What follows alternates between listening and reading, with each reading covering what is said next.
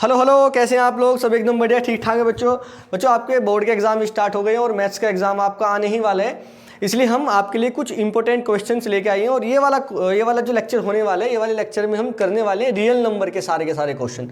Real number के वो सारे क्वेश्चंस जो बेहद इंपॉर्टेंट हैं और कई बार पूछे भी जा चुके हैं, ठीक है।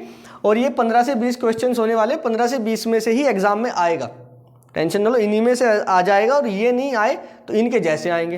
भाई देखो, डिजिट तो इधर उधर हो सकता है, डिजिट इधर उधर हो सकता है, कॉन्सेप्ट इधर उधर नहीं जाएगा। ये वाले जो अभी कुछ क्वेश्चंस हम कराएंगे 15 से 20 है, इन्हीं में से एग्जाम में आने के चांसेस रहते हैं। आप बिल्कुल भी ना घबराएं, 15 से 20 लगाओ। कौन से चैप्टर के? फर्स्ट चैप्टर के। और ऐसे ही सेकेंड चैप्टर के भी कराने वाले हैं, तो हम ऐसे करेंगे तो सारा कुछ हो जाएगा, आप बिल्कुल भी टेंशन ना लें। देखिए ध्यान से देखो, क्वेश्चन नंबर फर्स्ट आपके सामने आया होगा और हम भी लिख देते हैं। चैप्टर नंबर फर्स्ट ही चल रहा है आज हमारा, ठीक है। चैप्टर नंबर फर्स्ट के सारे लगाएंगे क्वेश्चंस, यही एग्जाम में आएंगे, घबराओ ना बिल्कुल भी। फर्स्ट क्वेश्चन ऐसा है कि बोला है prove that √2 is an irrational number. ऐसे हमने कई सारे कराए हैं, आपको √2 को इरेशनल प्रूफ करना बेहद आसान है। अगर आप रियल नंबर का लेक्चर जाके देखोगे, वहाँ पे √2, √3, √5 ये सब प्रूफ करा के रखा है। फिर भी एक बार मैं बता देता हूँ कैसे आपको एग्जाम में लिखना है, वो भी हम समझाने वाले हैं, ध्यान से सुनना। एग्जाम में कैसे लिखना है वो अभी बताने वाला हूँ, ध्यान से देखो। आपको प्रूफ करना है √2 एक इरेशनल नंबर है, ये प्रूफ करना है। पूरी दुनिया जानती है सर √2 इरेशनल नंबर है, अपने को प्रूफ करना है। बच्चों मैथ में प्रूफ करने का एक आसान तरीका ये होता है कि जो आपको दे के रखा है उसे आप गलत मान लो। हमें पता है √2 इरेशनल है, सही चीज़ को गलत मानो, गलत मान के कैलकुलेशन करो।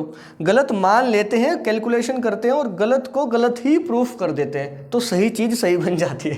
कोई बात नहीं, अगर नहीं समझ में आया ध्यान से सुनो। जब भी कभी आपको √2, √3 ये सब बोलेगा, इरेशनल प्रूफ करो। केवल √2 नहीं, √3 भी बोल सकता है, √5 भी बोल सकता है, √7 भी, कुछ भी बोले वो।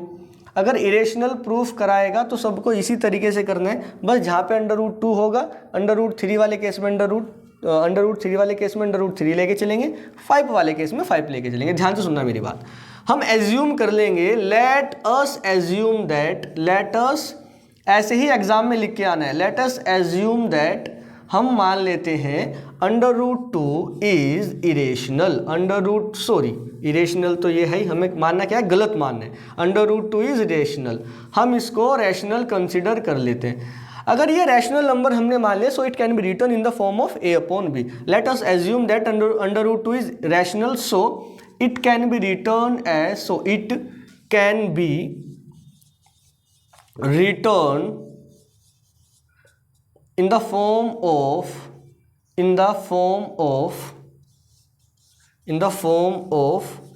a/b। सो इसको हम a/b की फॉर्म में लिख सकते हैं, where a and b are coprime number. सी अपने क्या है? पॉजिटिव को प्राइम। a एंड b क्या है? को प्राइम। लिख देना, ये सब क्या है? पॉजिटिव है। a एंड b अपना को प्राइम है, पॉजिटिव है, और b की वैल्यू 0 तो वैसे भी नहीं हो सकती, ये बात हमें पता है। अगर b 0 हो गया तो a/0 नॉट डिफाइंड बन जाएगा। तो ये सब बातें आपको पता होनी चाहिए।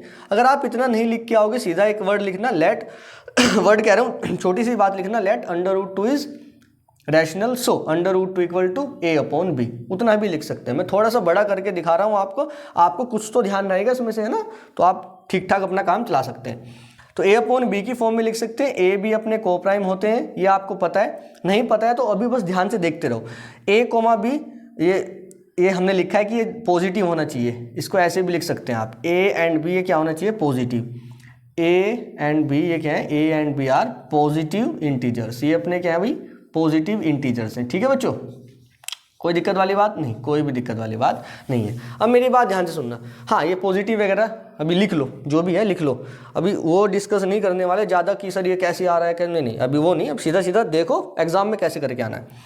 अब √2 को हम किसकी फॉर्म में लिख सकते हैं सर? a/b, क्योंकि रैशनल हमने माना है, तो रैशनल को a/b आप p/q भी लिख सकते हैं, कोई दिक्कत वाली बात नहीं। √2 इक्वल टू a/b की फॉर्म में लिखेंगे। उसके बाद करना क्या है? स्क्वायरिंग बोथ द साइड, दोनों तरफ आपको उसके बाद स्क्वायर करना है। स्क्वायरिंग बोथ द साइड, ऐसा क्यों कर रहे हैं? अभी इस प्रोसीजर समझते रहो। स्क्वायरिंग बोथ द साइड्स, दोनों तरफ हम क्या कर देते हैं बच्चों? स्क्वायर कर देते हैं। जैसे ही दोनों तरफ स्क्वायर करेंगे, √2 का स्क्वायर तो 2 होगा, बिल्कुल सही बात है सर।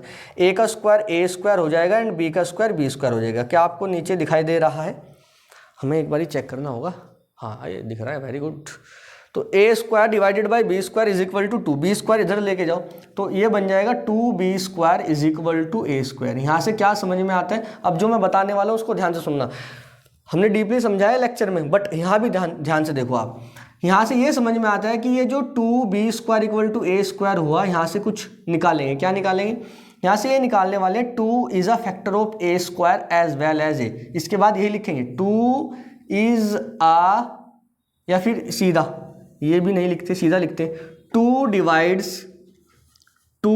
डिवाइड्स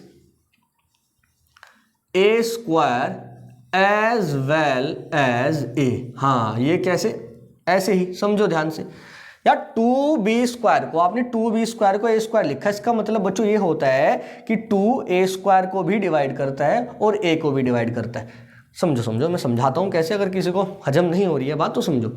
जैसे मान लो मैं ऐसे लिख देता हूँ 25 के मुझे फैक्टर करने हो, तो 25 के फैक्टर आते हैं 5 × 5, प्राइम फैक्टर ऐसे ही तो लिखते हैं। हाँ तो आपने 25 को 5 × 5 की फॉर्म में लिखा है, तो 5 डिवाइड करता है 25 को। हाँ 25 का मतलब 5 का स्क्वायर, तो 5 के स्क्वायर को भी डिवाइड करता है और 5 को भी डिवाइड करता है। अब मान लेते हैं ये वाला हमें नहीं पता, यहाँ पे मैं b लिख देता हूँ, तो 5b is equal to 5 square. तो यहाँ से हम ये कंक्लूड कर सकते हैं कि 5 स्क्वायर को भी डिवाइड करता है एंड 5 को भी डिवाइड करता है। अगर कोई नंबर स्क्वायर को डिवाइड करता है तो वो उसी को भी डिवाइड करेगा। मान लो 2 ए स्क्वायर को डिवाइड करता है तो 2 ए को भी डिवाइड करेगा।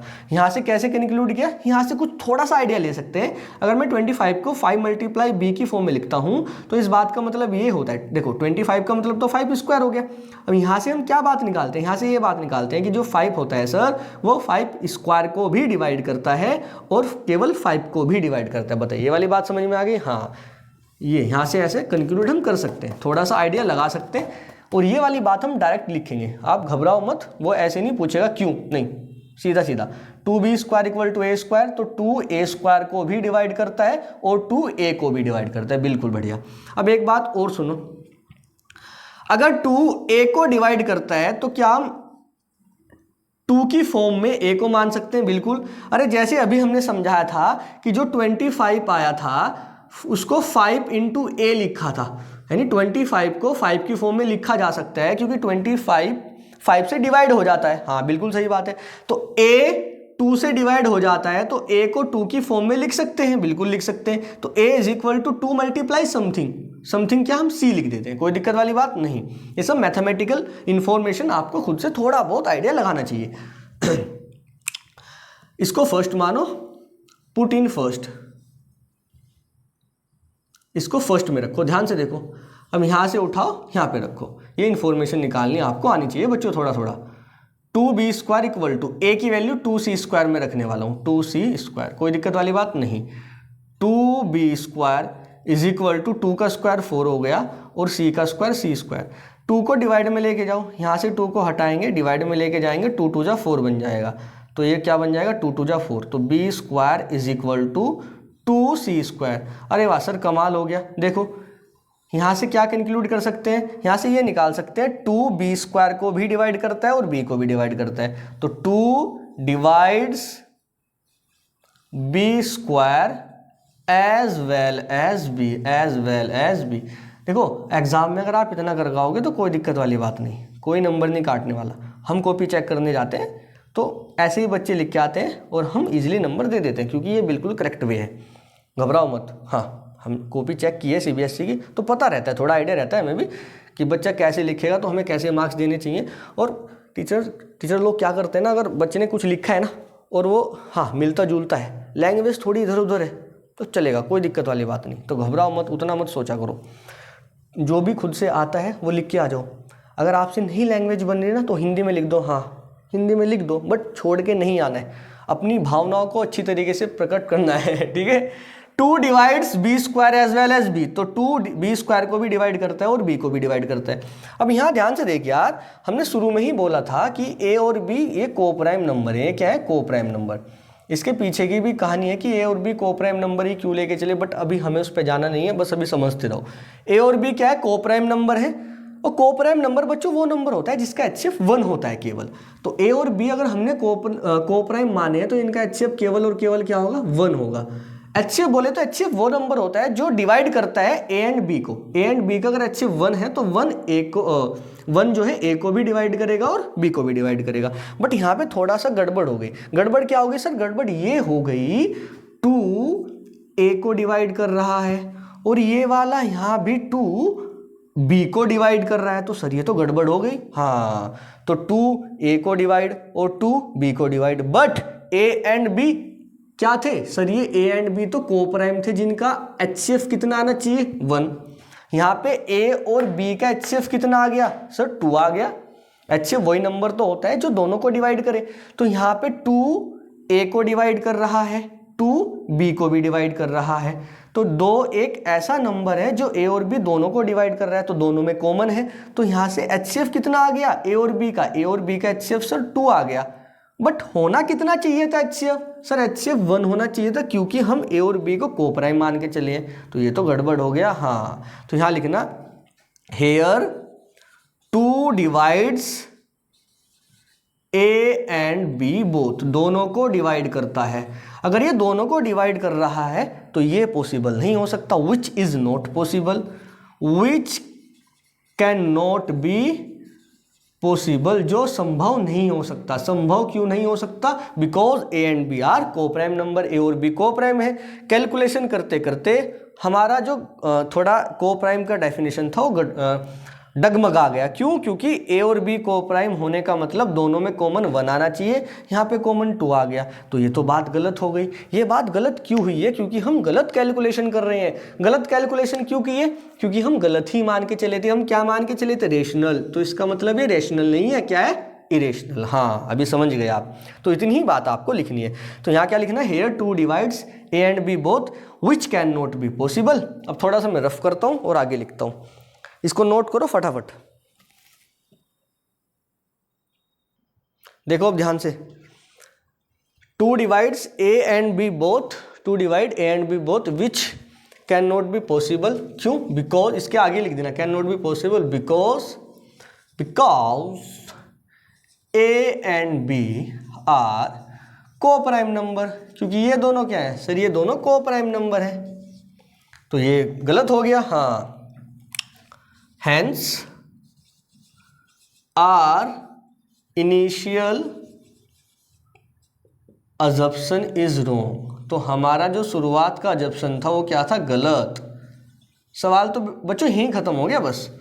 इसके बाद आप डायरेक्ट अगर ये भी लिख देंगे ना, hence √2 is irrational, तो भी ठीक है। hence our initial assumption is wrong, हमारा initial assumption क्या है? wrong है। so we can say that, यहाँ पे लिखो, so our initial assumption is wrong, hence √2 is irrational। बस इतनी सी बात है। हाँ, इतनी सी बात लिखनी है। जहाँ पे 2 लिखा है, 3 वाले केस में वहाँ पे 3 लिख देना, 5 वाले केस में वहाँ पे 5 लिख देना, 6 वाले केस में वहाँ पे 6 लिख देना। घबराना बिल्कुल नहीं, बिल्कुल सेम अगर लैंग्वेज भी लिख के आओगे तो कोई दिक्कत वाली बात नहीं है। बस चेक कर लेना √2 है, √3 है, फिर √5 है। बिल्कुल आसान था। हाँ, बिल्कुल आसान है। 2-3 बार इसको ध्यान से देखो, 3-4 बार इसकी प्रैक्टिस करो। बेहद इंपॉर्टेंट क्वेश्चन है। और एक रूट वाला और रखा है हमने, है उसको भी कराते हैं। इन 2 या 3 होते हैं रूट वाले जिनमें से आने के चांसेस रहते हैं। तो इसको ध्यान से देखना। नेक्स्ट क्वेश्चन को भी इसको नोट करो जल्दी फटाफट। देखो ध्यान से, गिवन है 2 - 5 √3, हमें इसे इरेशनल प्रूफ करना है। देखो कैसे करेंगे। गिवन है prove that 2 - 5 √3 is an irrational number, given that √3 is an irrational. आपको 2 - 5 √3 को इरेशनल प्रूफ करना है और √3 आपको इरेशनल गिवन है। चलो ये तो बहुत अच्छा हो गया। ना भी गिवन होता तो घबराओ मत, जैसे मैं बता रहा हूँ वैसे ही करना है। अच्छा सुनो, तरीका वही, 2 - 5 √3 को अगर इरेशनल प्रूफ करना है, तरीका वही होने वाला है बिल्कुल सेम, उससे आसान है। बट देखो ध्यान से, वही let us assume that 2 - 5 √3 is rational, so it can be written in the form of A/B where A and B are coprime and ये सब पॉजिटिव इंटीजर है। वो सब लैंग्वेज आप लिख लेंगे। मैं डायरेक्ट करता हूँ। 2 - 5 √3 is equal to a upon b. बिल्कुल सही बात है बच्चों, यहां ध्यान से देखना इससे पहले वाले क्वेश्चन में केवल अंडर रूट था। हाँ, क्वेश्चन ये 3 टाइप के होते हैं जिनमें केवल एक बार अंडर रूट आता है, ठीक है, बिल्कुल सही बात है। दूसरा क्वेश्चन वो होता है कि अंडर रूट तो एक टाइम ही आएगा, उसके साथ एडिशन में मल्टीप्लाई में कुछ दे के रखेगा, ठीक है। थर्ड क्वेश्चन वो होता है जब 2 बार अंडर रूट आ जाता है, 2 टर्म होती हैं और दोनों टर्म ही अंडर रूट की होती हैं। तो फर्स्ट तो हमने किया जिसमें केवल एक बार अंडर रूट था। यहाँ दूसरी वाली टर्म ये है कि दूसरा वाला क्वेश्चन ये है कि अंडर रूट तो एक ही टाइम है बट साथ में कुछ मल्टीप्लाई में भी और प्लस या माइनस में भी कुछ हो सकता है। यहाँ पे 2 है। अब ध्यान से देखना मेरी बात, ऐसे क्वेश्चन को सोल्व कैसे करना है, ए अपॉन बी की फॉर्म में मान लेना है। उसके बाद आपको अंडर रूट वाले तो एक तरफ रखना है और बाकी सारे एक तरफ कर देना है। मेरी बात ध्यान से सुनो, यहाँ पे -5√3 है, ये नेगेटिव का है, मैं नेगेटिव का उधर लेके जाता हूँ, पॉजिटिव हो जाएगा। मेरी बात गौर से सुनना, आप नेगेटिव का ही उधर लेके जाना, नेगेटिव आप उधर लेके जाना। मैं उसका रीज़न भी बताऊंगा, क्योंकि कई बारी बच्चे क्या करते हैं, सुनो ध्यान से, कई बारी बच्चे ये करते हैं कि 2 को तो उधर लेके जाते हैं, वो -2 बन जाता है और यहाँ का नेगेटिव साइन को भूल जाते हैं लिखना, तो वो नंबर कट जाते हैं। हाँ, ये वाली बात गौर करना, ये सिली मिस्टेक नहीं करके आना एग्जाम में, गौर से सुनना। माइनस वाला जो है उसको उधर लेके जाओ, तो 2 को तो यहीं पर रहने दो, ए अपॉन बी और माइनस वाला उधर लेके जाएंगे, बन जाएगा 5√3। ठीक है सर, आपने बताया था, हमने ऐसा ही कर लिया। ए अपॉन बी को अब इधर लेके आएंगे, क्यों? क्योंकि सर आपने ये भी बताया था अंडर रूट वाला एक तरफ रखना है, बाकी सारे एक तरफ करने हैं। अब क्योंकि अंडर रूट वाला नेगेटिव था तो मैं नेगेटिव को ही पॉजिटिव बना लिया, उधर लेके चला गया। आप इसको भी उधर लेके जा सकते थे, बस कैलकुलेशन थोड़ा ठीक करना, आप नेगेटिव साइन मत भूल जाना, ठीक है। अब ए अपॉन बी को यहाँ पे लेके आता हूँ, 2 माइनस ए अपॉन बी बन जाएगा इज इक्वल टू 5√3। कोई भी दिक्कत वाली बात बिल्कुल नहीं है, ध्यान से सुनना, इसका प्रोसीजर बहुत आसान है। अब आपको बी, देखो यहाँ से एलसीएम वगैरह आप ले सकते हैं, अगर मन कर रहा है तो ले लो, अदरवाइज आप वैसे भी सॉल्व कर सकते हैं, ठीक है। ले लेते हैं, तो इसको बना देंगे 2b, इसकी मल्टीप्लाई यहाँ पे करते हैं, इसकी मल्टीप्लाई यहाँ पे -a डिवाइडेड बाई इसकी मल्टीप्लाई नीचे करो, b आ जाएगा इज इक्वल टू 5√3। कोई दिक्कत नहीं सर, कोई भी दिक्कत नहीं है। अब करना क्या है, अब 5 अंडर रूट 3 है तो 5 को भी गायब करो, अंडर रूट वाला बिल्कुल ही अकेला रखेंगे। 5 को यहाँ पे नीचे लेके आओ, क्योंकि 5 वहाँ पे मल्टीप्लाई में है तो इक्वल के इधर आएगा तो डिवाइड में आ जाएगा, तो ये नीचे आ जाएगा 5b बन जाएगा इज इक्वल टू √3। हाँ बिल्कुल सही है, बस सर यहाँ तक ही करना है। यहाँ करने के बाद तो थोड़ा सा आपको यहाँ से कैलकुलेशन समझनी है, क्या कुछ लिखा है वो थोड़ा सा यहाँ से आपको निकालना है। अब ध्यान से समझो, थोड़ा सा दिमाग का प्रयोग करते हैं, कोई नहीं मत करो, मैं कर लेता हूँ। इधर देखो, a और b हमने शुरू में क्या माने थे सर, ये कोप्राइम इंटीजर थे, कोप्राइम नंबर थे और a और b सब पॉजिटिव इंटीजर था। तो a और b हमने लिखा था पॉजिटिव इंटीजर, याद रखना इंटीजर है ये, तो a और b ये सब इंटीजर है। 2 और 5 नजर आ रहा है, वो भी इंटीजर है। b एक इंटीजर हमने माना था, उस b की मल्टीप्लाई 2 में की है, तो इंटीजर की मल्टीप्लाई इंटीजर में करोगे इंटीजर आएगा, बिल्कुल सही बात है। a भी एक इंटीजर है, इंटीजर में से इंटीजर माइनस करेंगे तो ऊपर भी इंटीजर आएगा। 5 भी b इंटीजर है, 5 की मल्टीप्लाई करोगे तो ओवरऑल नीचे भी इंटीजर बनेगा। तो ऊपर भी एक इंटीजर है, नीचे भी एक इंटीजर है, समथिंग अपॉन समथिंग वाली फॉर्म बन गई, जहां ऊपर और नीचे दोनों इंटीजर हैं। तो बच्चों ये तो रैशनल हो गया ना, something upon something, a upon b वाली फॉर्म जब बन जाती है तो वो रैशनल नंबर बन जाता है। तो ये समथिंग अपॉन समथिंग वाली फॉर्म बन गई जहां पे दोनों इंटीजर हैं, तो ये बन गया रैशनल नंबर। तो सर ये पूरा का पूरा तो रैशनल नंबर बन गया। और अंडर रूट 3 हमें पता भी है कि ये इरेशनल है, और क्वेश्चन में भी गिवन है, क्वेश्चन में गिवन है कि अंडर रूट 3 इरेशनल है, तो ये तो अपना हो गया रैशनल। उसके बाद ये कैलकुलेशन करने के बाद अब डायरेक्ट क्या लिखेंगे, ये हेयर यहाँ पर 2b minus a upon 5b is rational.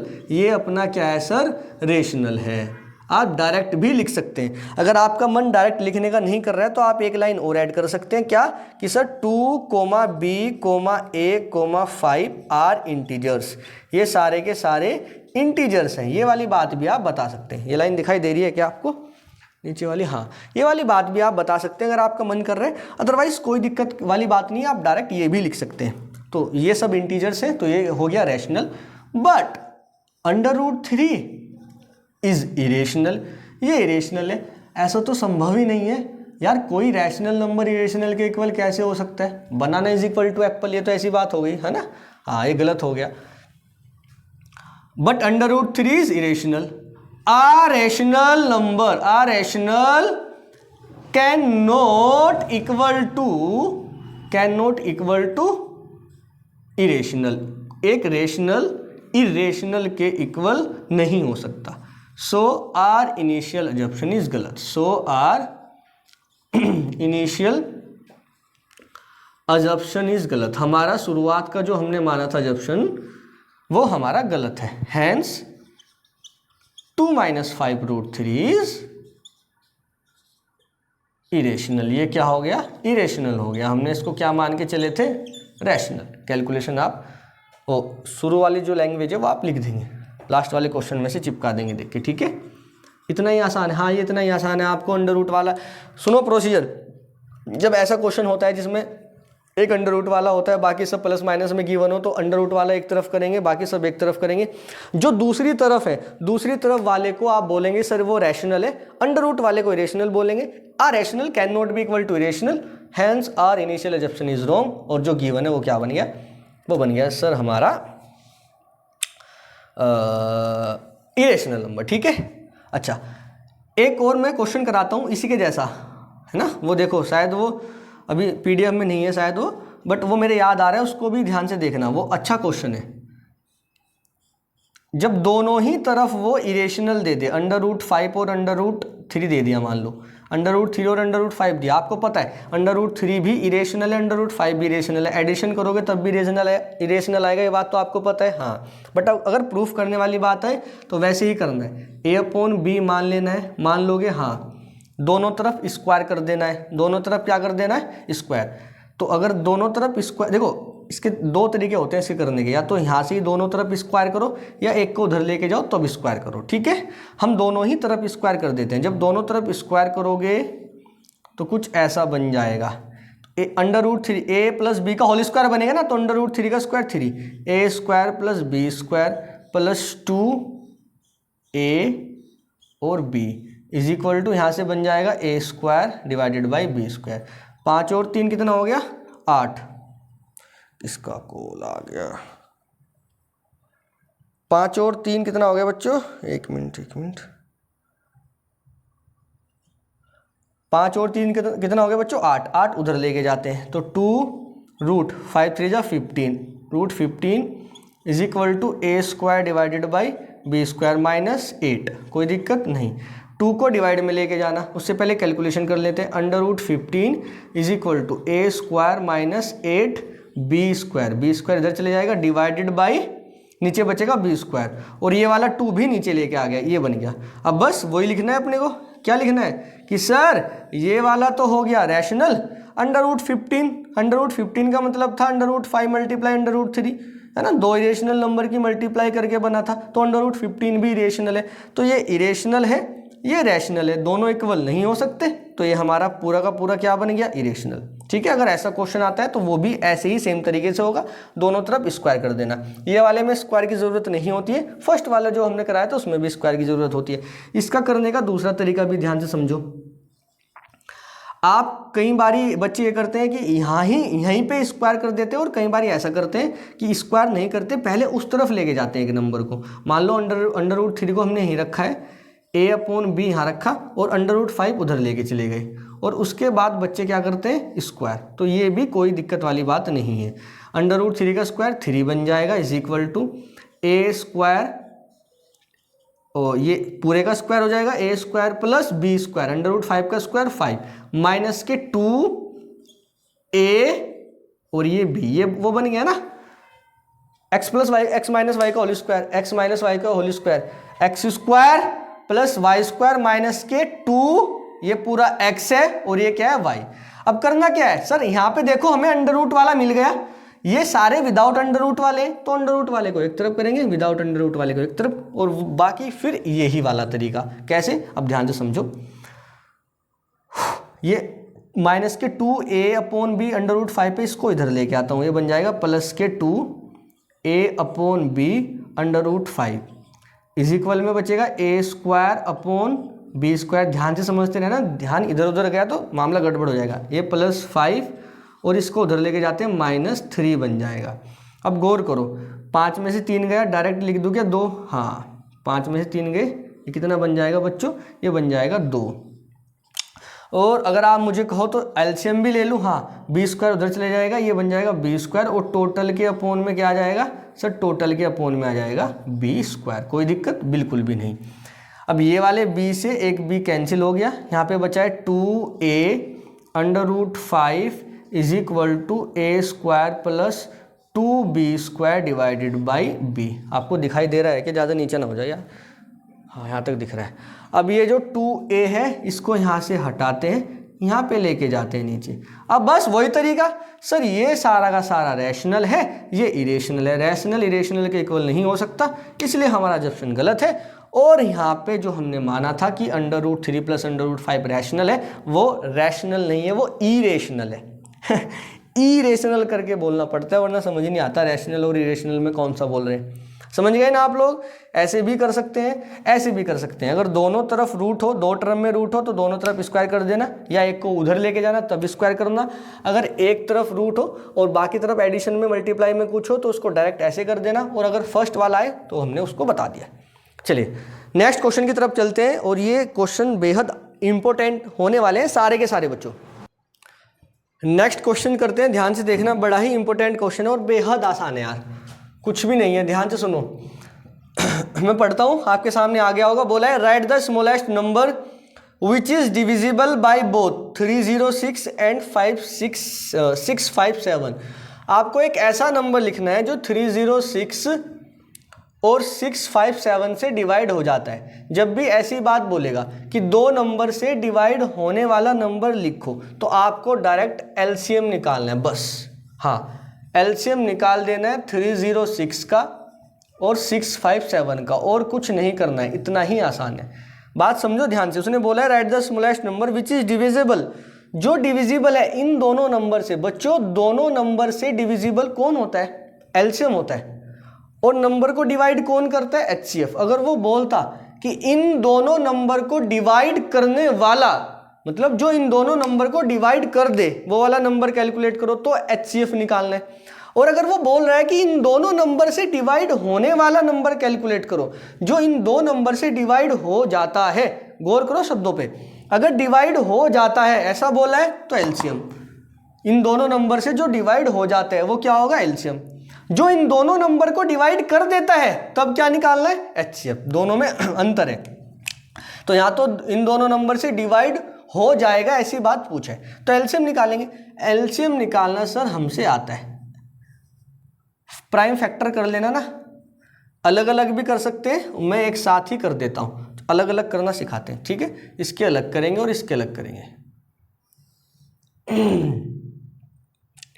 देखो 2 से उड़ाते हैं, 2 1 ज़ा 2, 2 5 ज़ा 10, 2 3 ज़ा 6, ठीक है। 3 5 ज़ा 15, 3 1 ज़ा 3, 17 3 51 और 17 से जाएगा। अलग अलग सिखाता हूँ, दोनों को एक साथ भी आप सोल्व कर सकते हैं। ये किससे जाएगा? 3 3 2 ज़ा 6, 3 1 ज़ा 3, 3 9 ज़ा 27, 3 7 ज़ा 21, 3 3 ज़ा 9, और उसके बाद 73 से ही डिवाइड होगा, ठीक है। अब आपने 30, आप एग्जाम में देखो इसको ना आप साइड में कर सकते हैं, उसके बाद लिख सकते हैं 306 को सर हमने लिखा 2 मल्टीप्लाई 3 मल्टीप्लाई 3 मल्टीप्लाई 17, ठीक है। हाँ, और 657 को हमने लिखा सर 3 मल्टीप्लाई 3 मल्टीप्लाई 73। कोई दिक्कत वाली बात नहीं। अब मैं एलसीएम निकालता हूँ, आप एग्जाम में ऐसे ही कर देना, कोई समस्या नहीं है। दोनों को एक साथ भी कर सकते हैं। अगर किसी बच्चे के मन में आ रहा है कि सर 306 और 657 को ऐसे अगर हम एक साथ करें तो एक साथ कर दो, तब भी कोई दिक्कत नहीं है ना। 3 1 ज़ा 3, 3 2 ज़ा 6, 3 2 ज़ा 6, 3 1 ज़ा 3, 3 9 ज़ा 27, ऐसे डिवाइड करते चले जाएंगे आप, तब भी जो यहाँ पे आएगा उसकी मल्टीप्लाई कर देंगे एलसीएम। ऐसे भी मैं सिखा दूंगा, दोनों तरीके से समझते हैं। अब एलसीएम कैसे निकालते हैं? एलसीएम यहाँ से निकालने का तरीका समझो, है ना। यहाँ से निकालने का तरीका भी तो मुझे समझाना था, इस वजह से ये वाला मेथड हमने लगाया है। यहाँ पे और यहाँ पे इन दोनों में कॉमन क्या है? सर यहाँ पे 3 कॉमन आ रहा है, तो पहले तो ये वाला नंबर लिखो। यहाँ पे सर यहाँ पे भी 3 कॉमन आ रहा है, ये भी लिखो, ठीक है। जो कॉमन आता है उसको एक बार ही लिखते हैं, जो बच जाता है उससे मल्टीप्लाई कर देते हैं। ऐसे निकलता है हमारा एलसीएम। अगर वो एचसीएफ बोलता, बच्चों गौर से सुनना, अगर वो एचसीएफ बोलता तो केवल कॉमन वाला लिख देता, आंसर आ जाता। बट अगर एलसीएम बोलता है तो कॉमन वाला पहले लिखते हैं, उसके बाद जो नंबर बचे होते हैं उनकी मल्टीप्लाई कर देते हैं। बिल्कुल सही बात है। 3 3 जा 9 2 जा 27, सॉरी 3 3 जा 9 2 जा 18, 18 मल्टीप्लाई 17 मल्टीप्लाई 73। अब इसकी मल्टीप्लाई कर लो। 18 7 जा 126 कैरी 12, 18 1 जा 18, हाँ 18 एकम 18 और 12, अच्छा 28 26 होता है, हाँ 18 7 जा 126, 12 18 1 जा 18 और 12, 18 और 12, 18 और 10 28, 30 हो गया ना। अरे क्या कर रहे हैं हम भी। मल्टीप्लाई बाई 73, 73 से मल्टीप्लाई कर लो। देखो 306 को लिख सकते हैं 300 प्लस 6, मल्टीप्लाई थोड़ा इजी हो जाएगी। 73 से मल्टीप्लाई, 3 3 जा 9, 2 0 आ जाएंगी, 3 3 जा 9, 7 3 जा 21 प्लस 6 3 18, 1 7 6 42 और 1 43। इसको ऐड कर देते हैं, 8 3 9 4 13, 1 और 1 2 2, ठीक है हो गया। 2 2 3 3 8 आंसर आ गया। बेहद आसान था। आप उसको वहां से भी निकाल सकते हैं, देखो ध्यान से।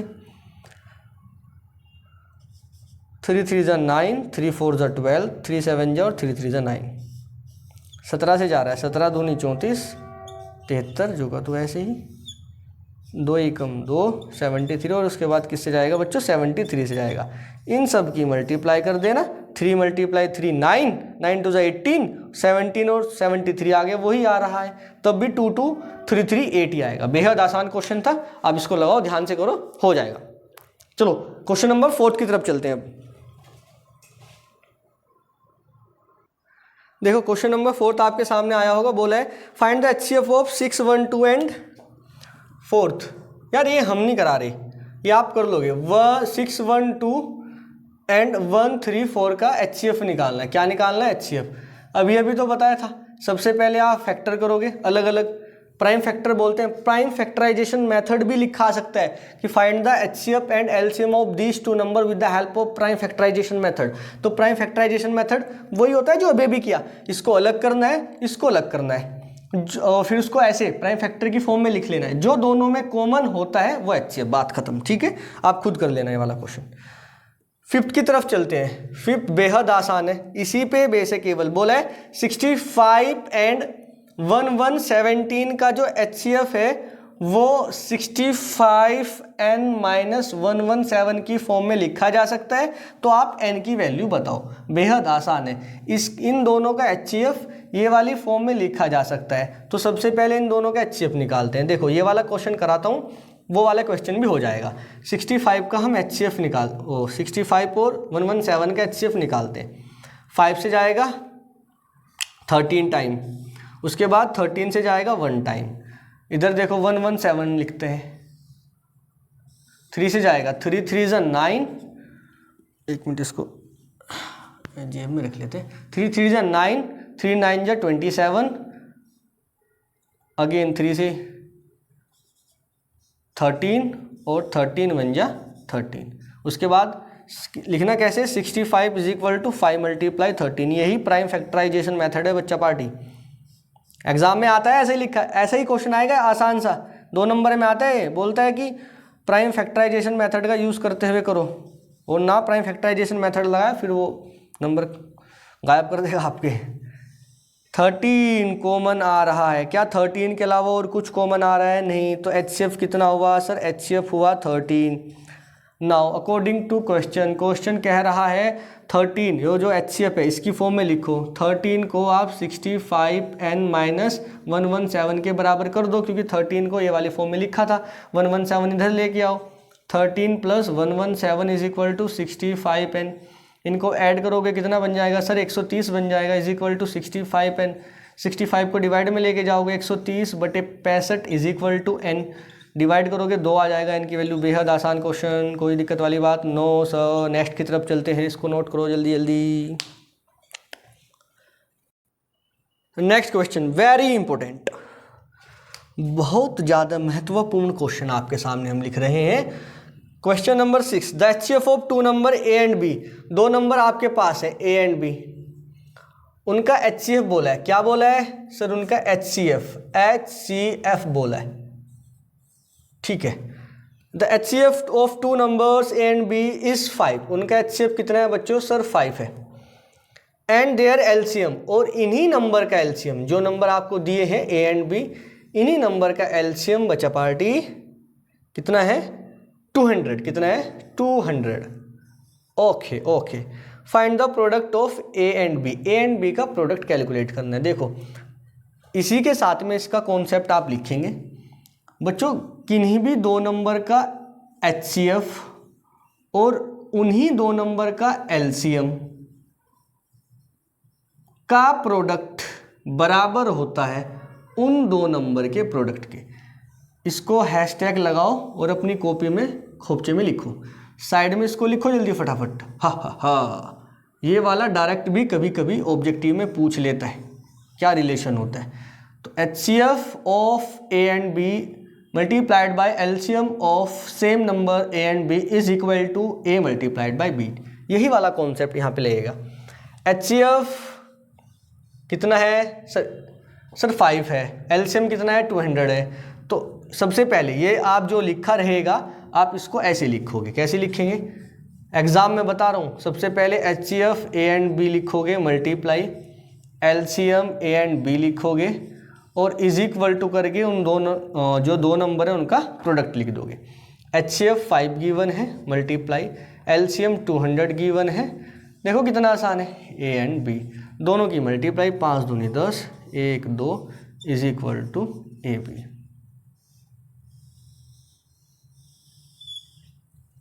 क्वेश्चन नंबर 7 की तरफ चलते हैं, ध्यान से देखना।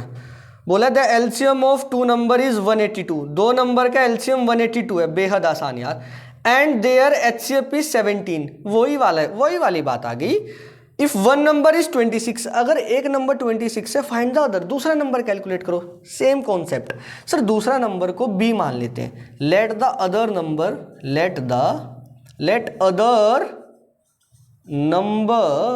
बी दूसरा नंबर B ही मान लेते हैं। सर अभी बताया आपने दोनों नंबर की मल्टीप्लाई बराबर HCF and multiply by there LCM। बिल्कुल सही बात है। अब एक बात ध्यान से सुनो, दूसरा नंबर तो हमें गिवन है HCF of 2 number a and b 5। कहाँ चला गया? 1 नंबर इज 26। नाउ अब क्या लिखेंगे हम? सेम ये वाली लाइन सेम यहाँ चिपका देंगे। पहले वाले नंबर की जगह क्या लिखेंगे सर? 26। तो पहला वाला नंबर क्या है? 26।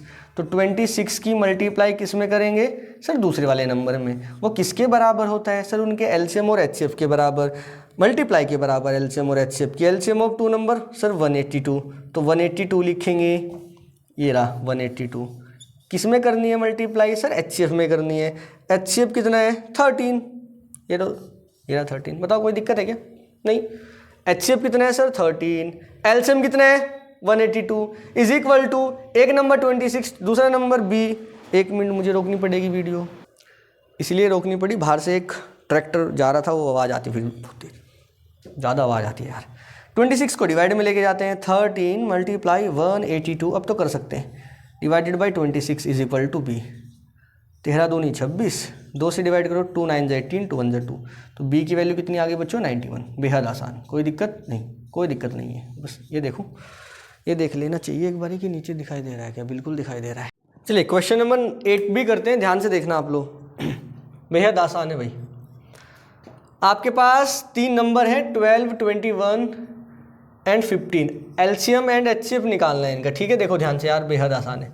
12 को लिख सकते हैं सर 2 मल्टीप्लाई 2 मल्टीप्लाई 2 2 जा 4, 3 जा 12। सर 21 को लिख सकते हैं 3 मल्टीप्लाई 7। सर 15 को लिख सकते हैं 3 मल्टीप्लाई 5। कोई प्रॉब्लम? नो नो नो, कोई भी दिक्कत नहीं है। अच्छा ध्यान से सुनो, अगर इनका HCF निकालना हो हमने बताया था जो कॉमन होता है वो ही HCF होता है, तो कॉमन 3 है HCF3। अगर एलसीएम निकालना हो, जो कॉमन होता है उसको तो रखना ही है, 3 को तो रखना ही है, बाकी जो बचा है उसको भी आपको चिपका देना है। यहाँ पे 2 और 2 बचा था, यहाँ पे 7 और 5 बचा है। इन सब की मल्टीप्लाई करेंगे तो बच्चों आ जाएगा 3 2 जा 6 2 जा 12 5 जा 12 5 60 और 7 की 420 आ जाएगा। ये आपका आंसर बेहद आसान था। 9th की तरफ चलते हैं। 9th क्वेश्चन में बोला है कि एक्सप्लेन वाई 2 × 3 × 5 + 5 एंड 5 × 7 × 11 + 7 × 5। एक्सप्लेन करो ये को आर नॉट प्राइम, ये प्राइम नहीं है। अगर प्राइम नहीं है तो ये कंपोजिट होगा। Explain why these numbers are not prime, ये प्राइम क्यों नहीं है बच्चों? अगर प्राइम नहीं है तो कंपोजिट होगा। ध्यान से देखो एनसीईआरटी में है ना, बस यहाँ पे बोला है नॉट प्राइम, वहाँ पे बोला था कंपोजिट। तो सबसे पहले 2 × 3 × 5 + 5 लेके चलता हूँ, इसको बाद में देखेंगे। एक ये हो गया टर्म और एक टर्म ये हो गया। देखो 5 और 3 और 2 ये अलग अलग टर्म नहीं है, प्लस या माइनस का साइन टर्म को डिसाइड करता है। तो ये एक पूरा एक टर्म है, ये एक टर्म है। इन दोनों टर्म में से 5 कॉमन आ रहा है। यहाँ पे 2 और 3 बचेगा, 2 और 3 का मतलब 3 2 जा 6, प्लस में यहाँ पे 1 बचेगा। 5 ये रहा, 6 और 1 हो गया 7। ध्यान से देखो ये वाला जो नंबर है वो 5 और 7 की मल्टीप्लाई की फॉर्म में लिखा जा सकता है। इस बात का मतलब ये हुआ ये वाला नंबर 5 से भी डिवाइड हो सकता है और ये वाला नंबर बच्चों 7 से भी डिवाइड हो सकता है। बिल्कुल सही बात है। या फिर दूसरी बात ये सोचो, ये वाले नंबर के 2 फैक्टर आ गए, 2 प्राइम फैक्टर आ गए, एक तो 5 आ गया और एक 7 आ गया। और ये वाले नंबर की जब आप मल्टीप्लाई करोगे कुछ ना कुछ आएगा, एक वो फैक्टर हो जाएगा और 1 से तो डिवाइड हो गई, तो कई सारे फैक्टर हो जाएंगे ना, साथ में मल्टीप्लाई करके 1 भी लिख सकते हैं। तो ये वाले नंबर के मोर देन 2 फैक्टर्स आ रहे हैं और वो 2 फैक्टर्स भी वो हैं जो वो और 1 नहीं है, उसके अलावा है। तो लिखना हेयर 2 × 3 × 5 + 5 कितने हैज़, क्या लिखें, हैज़ मोर देन, इतना लिख दीजिए, has more than 2 factors. 2 factor से ज़्यादा फैक्टर्स आ रहे हैं, hence it is not prime, ये प्राइम नहीं है। सिमिलर ये चिपकाना है आपको, ठीक इसी तरीके से ये वाला कर देना। 7 5 जा 35, 7 5 जा 35, 35 कॉमन ले लेना, 11 बचेगा, यहाँ पे 1 बचेगा, 11 और 1 12, 35 × 12, 2 3 फैक्टर आ जाएंगे, ऐसे ही करना है। ठीक है, लिख देंगे। आसान है, बिल्कुल आसान है। क्वेश्चन नंबर 10 बेहद इंपॉर्टेंट है। बोला है प्रूव करो, शो दैट 4 की power n can not and with the digit 0 for any natural number n। 4 की पावर n 0 के साथ खत्म नहीं हो सकता। अरे यार बेहद आसान है। आपको करना क्या है, ये वाला क्वेश्चन जब भी आएगा आपको बस जो करना है वो मैं बता देता हूँ। यहाँ लिखना 4 की power n it can be return as 2 × 2 की पावर n। बस इतना लिखने के बाद लिखना। अब जो बता रहा हूँ ध्यान से सुनना। किसी भी नंबर को 0 के साथ खत्म होने के लिए उसके फैक्टर में 5 और 2 होना अनिवार्य है बच्चों। 2 और 5 होना ही चाहिए। अगर वो नंबर कभी भी 0 के साथ खत्म होता है तो 5 और 2 उसके फैक्टर में आना चाहिए। सर क्यों आना चाहिए? देखो 2 और 5 अगर मल्टीप्लाई कर जाता है तो 10 बना लेता है। 10 का मतलब बाद में 0 आ गया, तो वही एकदम तुरंत काम हो जाएगा कि अगर 10 बन जाता है तो बाद में 0 आ जाएगा, तो वो नंबर 0 के साथ खत्म हो जाएगा। लेकिन अगर 2 और 5 फैक्टर में नहीं आ रहा है तो कभी भी बाद में क्या 0 बन पाएगा? नहीं बन पाएगा। तो 2 एंड विद डिजिट 0 4 की power n must contain 2 and 5 as its prime factor, but here 4 की power n only contain 2 as its prime factor, so it cannot end with digit 0। बस सिंपल, खत्म कहानी। 2 एंड वही लिख देता हूं जो भी बोला है, 2 and with digit 0 with digit 0 a number must contain a number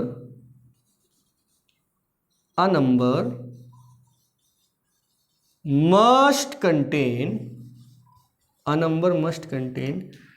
2 and 5 as its prime factor, as its prime factor।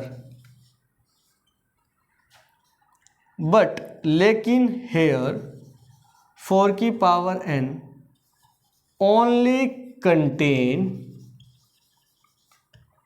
2 as its prime factor, as it prime factor. अब कहाँ लिख दे, यहाँ लिख दे क्या? ओहो ये क्या हुआ, कैसे हुआ? एक मिनट रफ करना पड़ेगा। Only contain 2 as it prime factor, एक मिनट रुको आप। 2 as its prime factor, so 4 की power n can never end with digit 0, ये कभी भी 0 के साथ खत्म नहीं हो सकता, बस यही लिखना था। 4 की पावर ni, 12 की पावर ni, 8 की पावर ni, कुछ भी दे। 2 और 5 अगर प्राइम फैक्टर में आता है तो 0 के साथ खत्म होगा, नहीं आता है तो नहीं होगा, बस सिंपल बात है। चलिए नेक्स्ट क्वेश्चन की तरफ चलते हैं। अरे वाह, बड़ा अच्छा क्वेश्चन है, दिमाग लगाओ थोड़ा अपना। क्वेश्चन नंबर 11, ये 10 था।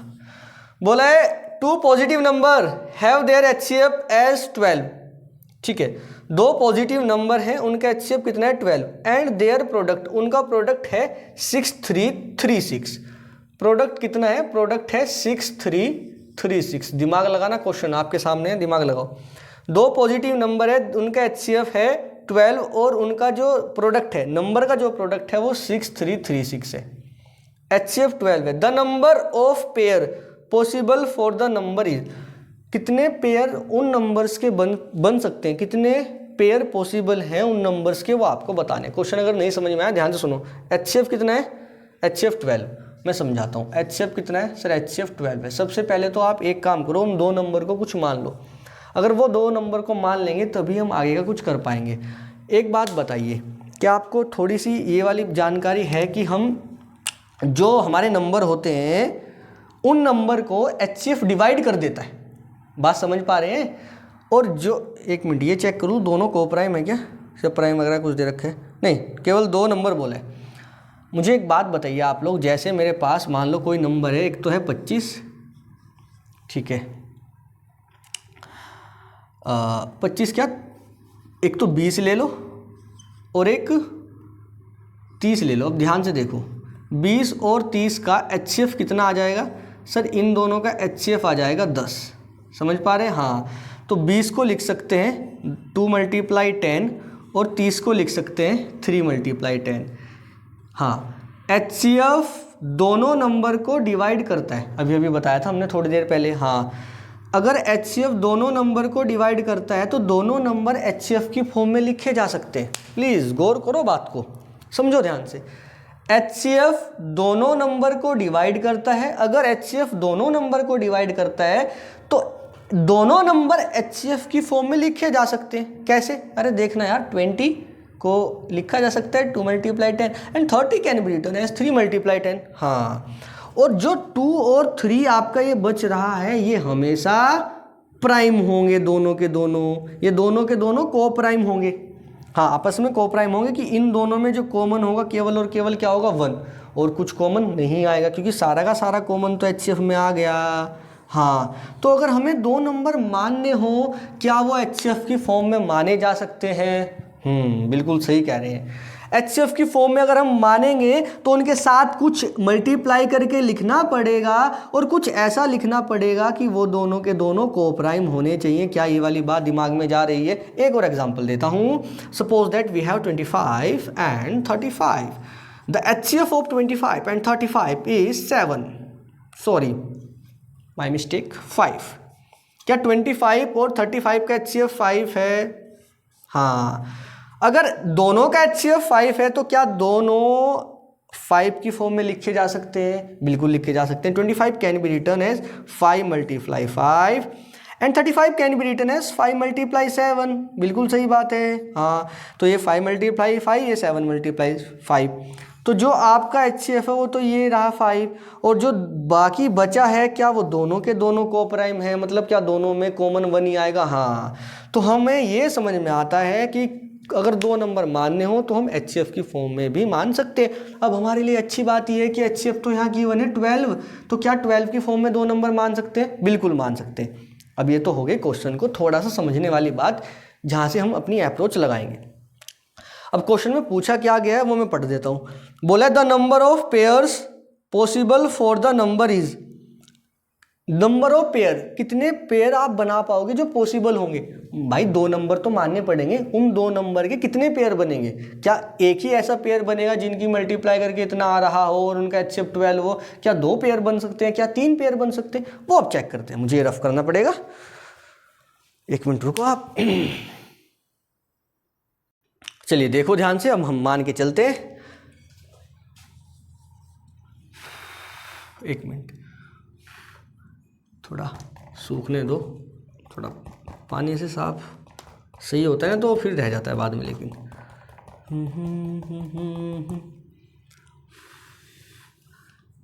लेट द नंबर्स आर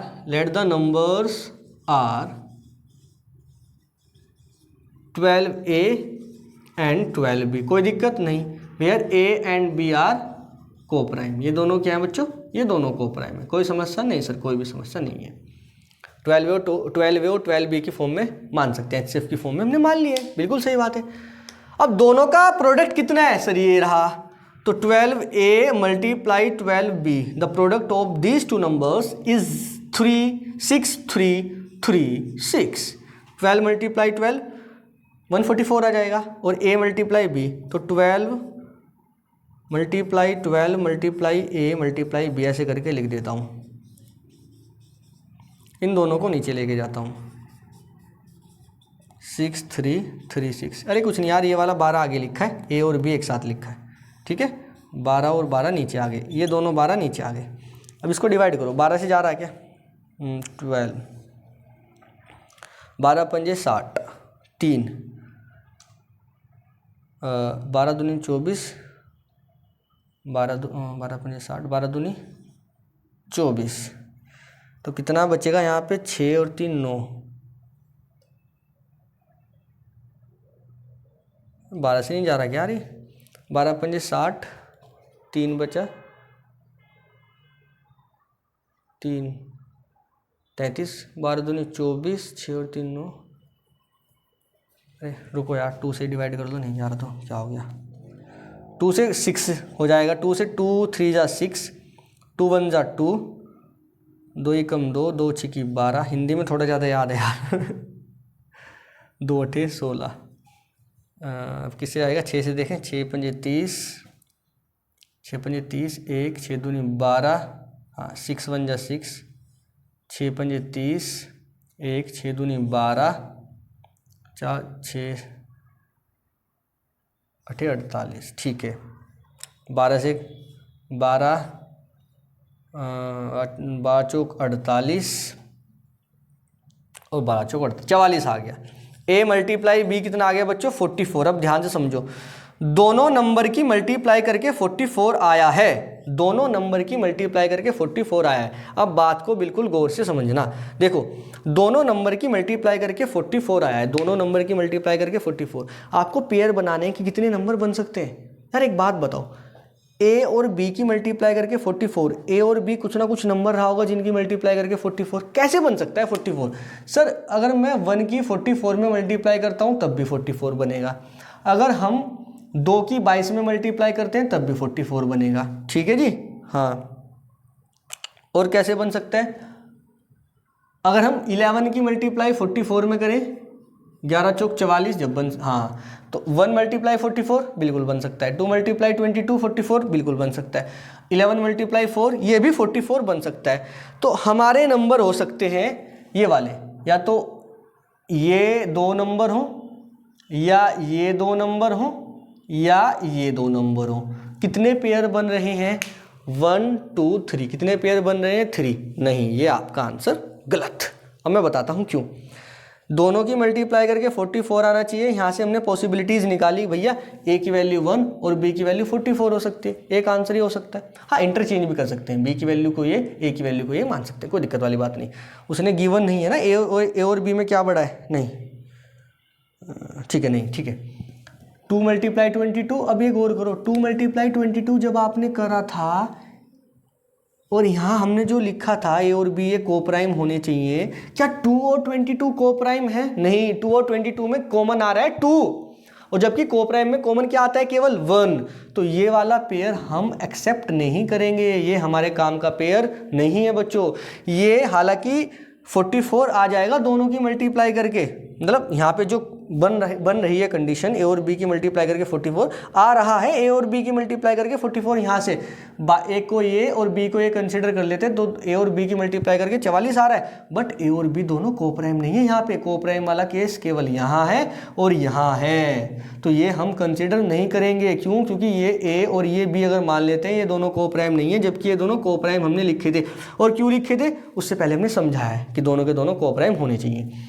तो 1 और 44 ये दोनों कोप्राइम, 11 और 4 में कुछ भी कॉमन नहीं आ रहा तो ये भी कोप्राइम। तो केवल कितने पेयर ऐसे संभव हैं? 1 और 1, 2 पेयर ऐसे संभव है हमारे। क्या आप बात समझ पा रहे हैं? बताओ, कोई दिक्कत है क्या?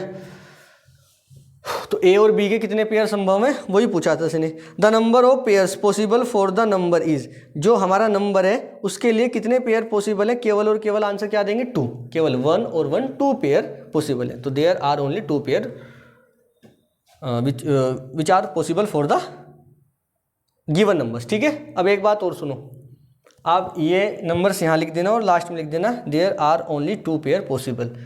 2 और 22 नहीं माना जाएगा क्योंकि ये कोप्राइम नहीं है। ठीक है, लिख दोगे ना अब तो? ठीक है, लिख देना यार आप लोग, लिखना कि 1 मल्टीप्लाई 44 इसके नीचे लिखना comma, 2 multiply 22 comma 11 multiply 4।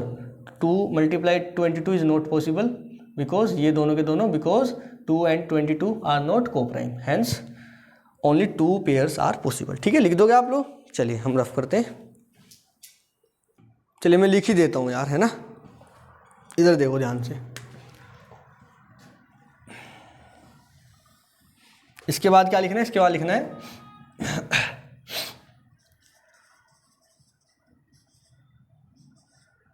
Possible pairs. Possible pairs क्या हो सकते हैं? ये और एक ये और एक ये। लिखना here 2 multiply 22 is not acceptable because 2 and 22 are not prime, ये प्राइम नहीं है। सो इसलिए फाइनल पेयर्स क्या हो गए हमारे? सर ये हो गए 1 मल्टीप्लाई 44 और 11 मल्टीप्लाई 4। ठीक है, तो अब इसको ए मान लो, इसको बी मान लीजिए, इसको ए इसको बी मान लीजिए। ठीक है, अलग अलग बन जाएंगे। 2 पेयर बने तो 2 आंसर आएंगे। देखो ध्यान से।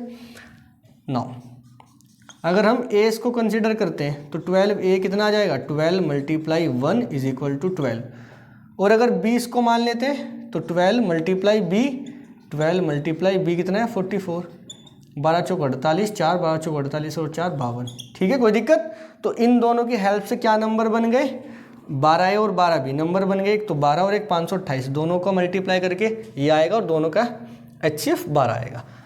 नाउ दोबारा देखो, अगर इसको कंसिडर करके चलते हैं 12A, 12 मल्टीप्लाई ए को अगर 11 मान लेते हैं तो 12 एकम 12, 12 एकम 12 और एक 13। और अगर बी को 4 मान लेते हैं तो 12 मल्टीप्लाई बी, 12 मल्टीप्लाई 4, 12 चौक 48। बात समझ गए?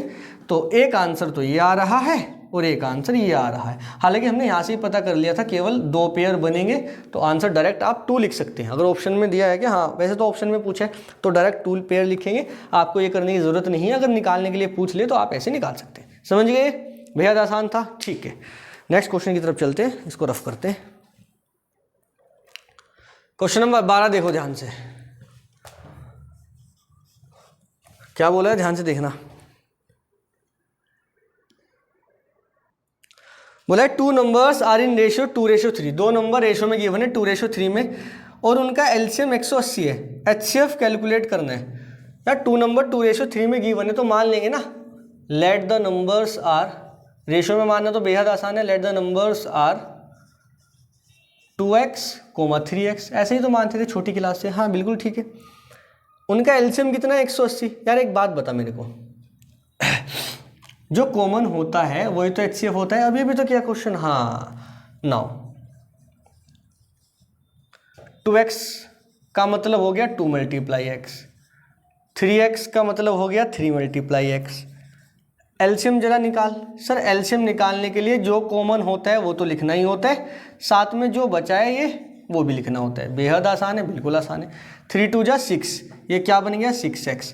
एलसीएम कितना गिवन है क्वेश्चन में, ध्यान से देख 180, तो 180 के बराबर रखते हैं इसको, 6 को डिवाइड में लेके जा, 180 divided by 6 is equal to 6 18, 30 आ गई x की वैल्यू। अगर x की वैल्यू 30 आ गई तो क्या नंबर हो जाएगा 2x, 2 मल्टीप्लाई 30 60 आ गया, और दूसरा 3x, 3 मल्टीप्लाई 30 90 आ गया। बेहद आसान है, बिल्कुल आसान है। देखो ध्यान से करते हैं क्वेश्चन नंबर 14 भी बेहद आसान है और एकदम अच्छे वाला क्वेश्चन है। 14 नहीं 13 रहता है।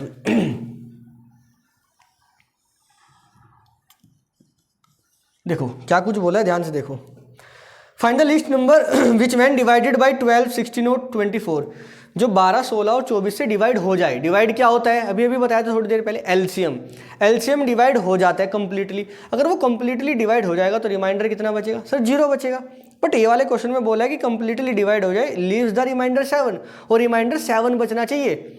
यार एलसीएम तो कंप्लीटली डिवाइड हो जाता है, 7 रिमाइंडर बचाने के लिए क्या करना पड़ेगा, 7 ऐड कर देंगे ना। अरे यार समझ, मान लें 25 है, 25 किससे डिवाइड हो जाता है, सर 5 से कंप्लीटली डिवाइड हो जाता है, तो 5 5 25, रिमाइंडर कितना आएगा 0। अगर मुझे रिमाइंडर 2 बचाना हो तो मैं 25 में अगर 2 ऐड कर दूँ 27 हो जाएगा।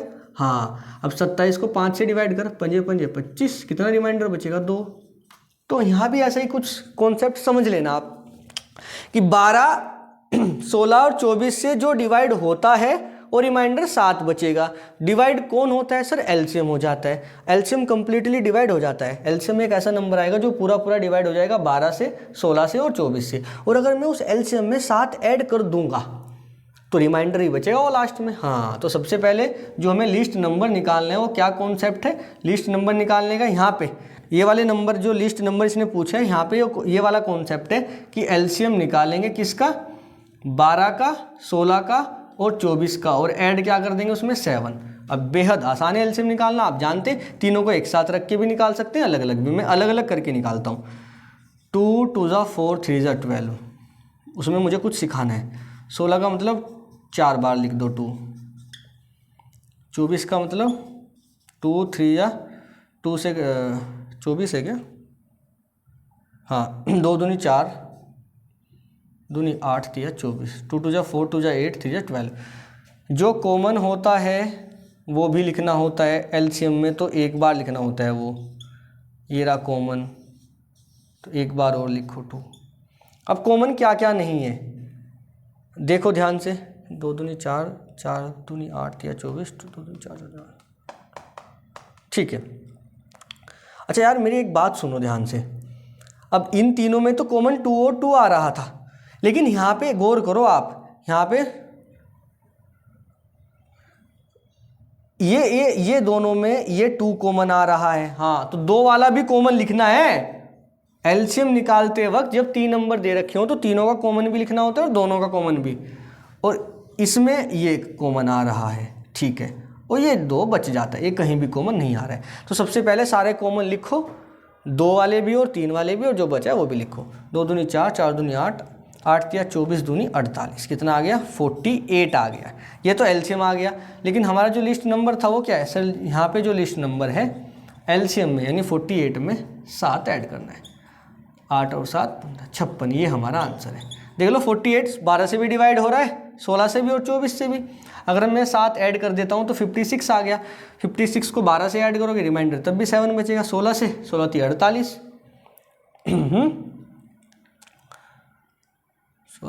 16 3 48 बचे। हाँ, तो रिमाइंडर कितना बच जाएगा,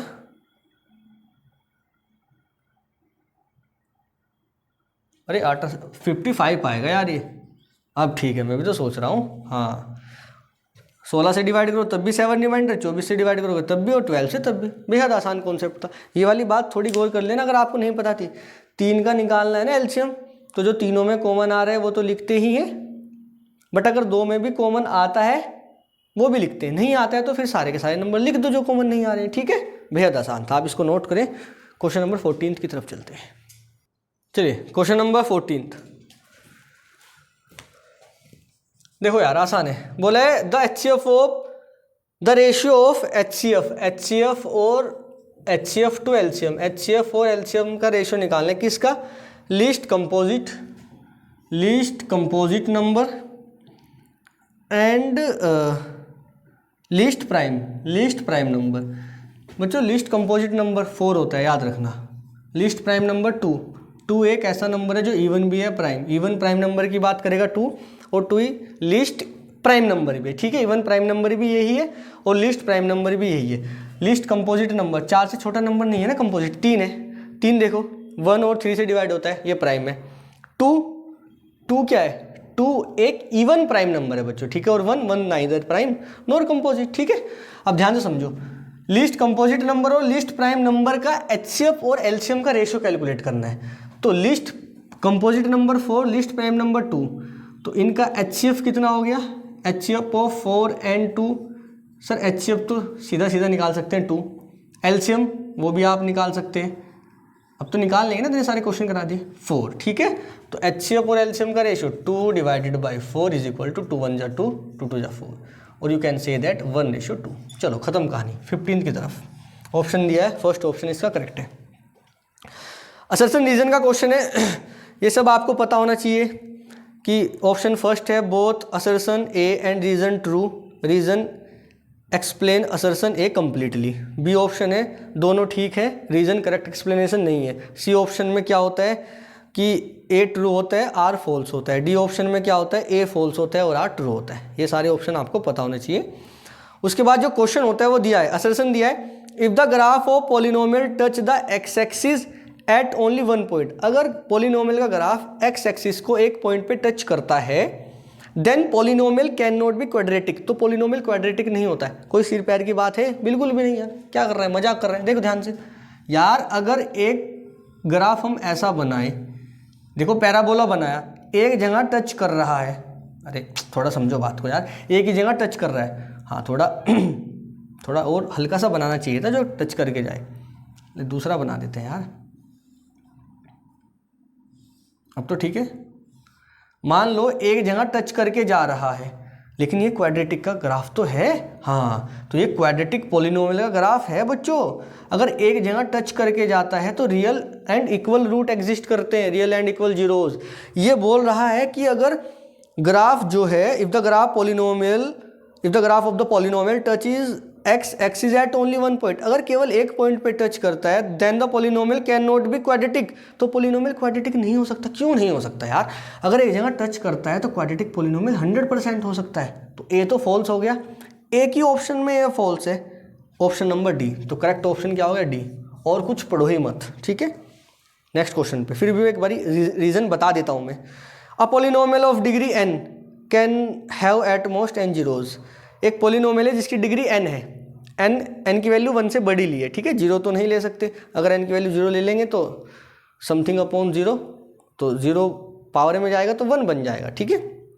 हाँ समथिंग अपॉन 0 मतलब समझ रहे हैं ना, कुछ भी हो उसकी पावर 0 करेंगे अगर, वो 1 बन जाएगा। यहाँ 0 नहीं होना चाहिए, 0 के अलावा और कुछ भी, ठीक है। हाँ तो अगर n की पावर वाला कोई पॉलिनोमियल है तो इसके जीरोज एट मोस्ट n से ज़्यादा जीरोज नहीं हो सकती, ठीक है। ये तो आपको बात पता होनी चाहिए। अगर डिग्री 2 है तो क्वाड्रेटिक पॉलिनोमियल 2 जीरोज, डिग्री 3 है तो 3 जीरोज, 4 है तो 4 जीरोज, और डिग्री n है तो n जीरोज होंगे एट मोस्ट। क्वेश्चन नंबर 16 की तरफ चलते हैं, ध्यान से देखो। In a teachers workshop the number of teachers teaching French, Hindi and English are 48, 80 and 44। French जो आपको टीच करते हैं वो 48 हैं, और हिंदी वाले जो टीचर हैं वो 80 हैं, और अपने जो इंग्लिश वाले हैं वो 144 है। अपना कुछ टीचर्स वर्कशॉप हो रहा था, उसमें ये सब टीचर्स, नंबर ऑफ टीचर्स आपको गिवन है डिफरेंट सब्जेक्ट के, ठीक है। हमें क्या लेना देना, हमें तो अपने क्वेश्चन की तरफ चलना है। बोला है find the minimum number of rooms required if in each room the same number of teachers are seated. आपको कितने रूम की ज़रूरत होगी, मिनिमम कितने रूम की ज़रूरत आपको होगी, कितने रूम की नीड आपको होगी कि उन रूम्स में सेम नंबर ऑफ टीचर्स आपके बैठ सकें, कि अगर एक रूम में 2 बैठे हैं तो हर एक रूम में 2 टीचर आने चाहिए। तो मिनिमम कितने नंबर हाउ मैनी कितने रूम्स आपको चाहिए होंगे जिनमें टीचर्स आपके बैठ सकें और हर एक रूम में सेम टीचर होना चाहिए। सेम टीचर से मेरा मतलब है नंबर ऑफ टीचर सेम होने चाहिए हर एक रूम में। अगर एक रूम में 5 हैं तो आगे वाले रूम में भी 5 होना चाहिए, उससे आगे वाले रूम में भी 5 होना चाहिए। हर एक रूम में 5 टीचर आने चाहिए। आप बात समझ पा रहे हैं क्या? तो ये टीचर्स फ्रेंच के हैं, ये टीचर हिंदी के हैं, ये टीचर इंग्लिश के हैं, ये सब टीचर्स रूम में बैठेंगे और रूम में इस तरीके से बैठेंगे कि हर एक रूम में बराबर संख्या होनी चाहिए टीचर्स की। और तो मिनिमम कितने रूम आपको चाहिए होंगे, ये क्वेश्चन में पूछा है। तो मिनिमम कितने रूम चाहिए होंगे जिनमें आप अपने टीचर्स को बैठा सकते हैं और हर रूम में सेम टीचर बैठेंगे।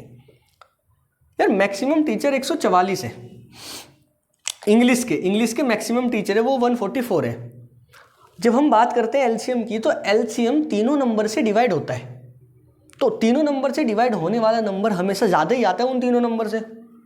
तो इन तीनों नंबर से ज़्यादा ही आएगा कुछ एलसीएम या तो नंबर से ज़्यादा आता है या उन तीनों में से किसी एक नंबर के बराबर आ जाता है।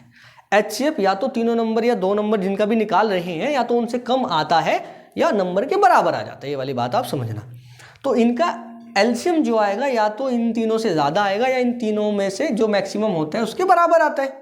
बात समझ पा रहे हैं क्या? हाँ, जैसे यार थोड़ा समझो, 4 और 2 का अगर मैं एलसीएम निकालूं तो एलसीएम 2 आएगा, और अगर मैं इसका एचसीएफ निकालूं तो एचसीएफ कितना आएगा?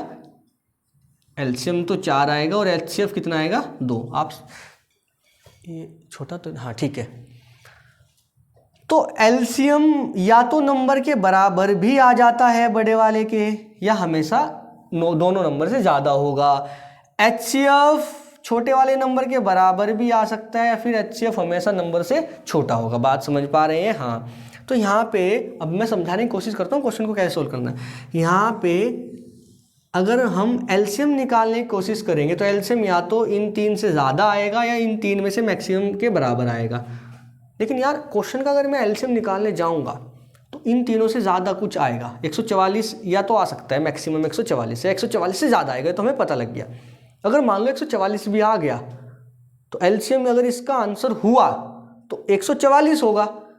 मैक्सिमम बता रहा हूँ, मैक्सिमम मुझे नहीं पता एलसीएम कितना आएगा, लेकिन इसके हिसाब से जैसे हमने यहाँ पे सोचा ऐसे सोच सकते हैं। तो एलसीएम तो चलो केस ले लेते हैं। अगर एलसीएम हमने निकाला तो इन तीनों नंबर से कुछ ज़्यादा ही आएगा, है ना, ग्रेटर आएगा इन तीनों नंबर से, या फिर ज़्यादा से ज़्यादा ये हो सकता है 144 के बराबर आ सकता है। तो अगर ये आंसर हुआ तो एक रूम में कैसे बैठ जाएंगे ये टीचर, कि 144 टीचर अगर मैं एक ही रूम में बैठा दूंगा तो बाकी जो टीचर बचेंगे कहाँ से? 144 जो हैं वो तो इंग्लिश के ही हैं, हिंदी के तो केवल 80 हैं। तो 144 हर रूम में कैसे बैठा दूंगा मैं? बात समझो आप, बात समझ पा रहे हैं ना? हाँ। तो अगर मैं हिंदी के 80 हैं, इसके 48 हैं, इसके 144 हैं, अगर मैं सबको ऐड भी कर दूंगा और हर एक रूम में 144 टीचर बैठाने की कोशिश करूंगा तो नहीं बैठ पाएंगे।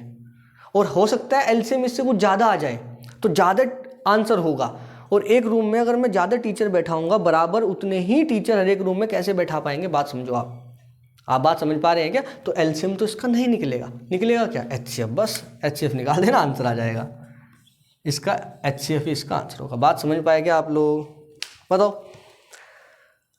थोड़ा सा गौर करना। ये वाले क्वेश्चन को ऐसे ही सोल्व करते हैं, दिमाग लगाओ। एलसीएम या एचसीएफ में से एक आएगा। एलसीएम तीनों नंबर से ज़्यादा होगा या तीनों नंबर में से बड़े वाले नंबर के बराबर होगा। अगर मान भी लें बड़े वाले नंबर के बराबर 144 मान लेते हैं, चलो यार, अगर आ भी गए 144, किसी केस में अगर आ भी गए 144, तो एक रूम में अगर 144 बैठाएंगे, दूसरे वाले में भी 144, तीसरे वाले में भी ऐसे बैठाने पड़ेंगे ना, ऐसे बैठाते जाएंगे। अब ये नंबर ही कितने हैं देखो, 80 और 48, 128 तो ये हो गए, 144 ये रहे, 8 और 4 12, 4 और 2 6 1 7, 272 हो गए। 144 और 144, 4 और 4 8, 4 और 4 8, 1 और 1 2, 288 तो यही हो गए। कहाँ से बैठ जाएंगे बेटे? 144 बैठ गए तो कितने बचे? टोटल 272 है। 144 बैठा दिए, 12 में से 4 गए 8, 6 में से 4 गए 2, यहाँ पे 2 में 128 टीचर बच गए दूसरे वाले रूम के लिए। अगर 101 रूम में 144 बैठे हैं तो दूसरे वाले रूम के लिए 128 टीचर बच गए। कैसे बैठ जाएंगे 128? क्योंकि बैठने चाहिए बराबर, सेम नंबर टीचर बैठने चाहिए। 144 अगर पहले वाले रूम में बैठा दिए, दूसरे वाले में भी 144 बैठने चाहिए, बट बच्चे कितने 128, कहाँ से बैठाएंगे 128? आंसर गलत होगा। तो मतलब एलसीएम तो इसका हो नहीं सकता। और जबकि ये तो हमने माना है कि अगर 144 हुआ तब ये केस बनेगा, तो एलसीएम क्या पता इससे ज़्यादा हो। अगर ज़्यादा होगा तो फिर भी नहीं बैठ सकते, एक ही रूम में आ जाएंगे, ज़्यादा से ज़्यादातर तो एक ही रूम में आ जाएंगे, ज़्यादा कम ही बचेंगे टीचर्स, वो दूसरे रूम में कैसे बैठाएंगे? जबकि नंबर जो होना चाहिए सेम होना चाहिए। बात समझ पा रहे हैं? तो एलसीएम नहीं निकलेगा, क्या निकलेगा? एचसीएफ। ठीक है, नेक्स्ट क्वेश्चन की तरफ चलते हैं, बेहद आसान था ये भी। चलिए नेक्स्ट क्वेश्चन की तरफ चलते हैं। बच्चों एक बात मेरी ध्यान से सुनो, जो हमने अभी लास्ट क्वेश्चन किया वो बहुत ही ज़्यादा इंपॉर्टेंट है। एलसीएम और एचसीएफ कैसे पता करेंगे कि कौन सा निकलेगा, वो हमने आपको बता दिया। सोच लेंगे आप ऐसे ही कि ज़्यादा वाला आंसर हो सकता है कम वाला, सोचेंगे ज़्यादा वाला क्या हो पाएगा या नहीं हो पाएगा, वहाँ से ही अप्रोच थोड़ी लगा लेंगे, वहाँ से आइडिया लग जाता है उसका। जैसा अगर दूसरा क्वेश्चन भी बना ऐसा ही, तो आप वैसे ही सोचना जैसे हमने आपको बताया अभी भी। ठीक है, क्वेश्चन नंबर 17 की तरफ चलते हैं। देखो ध्यान से, क्वेश्चन नंबर 17 में बोला है 2 positive integer P and Q.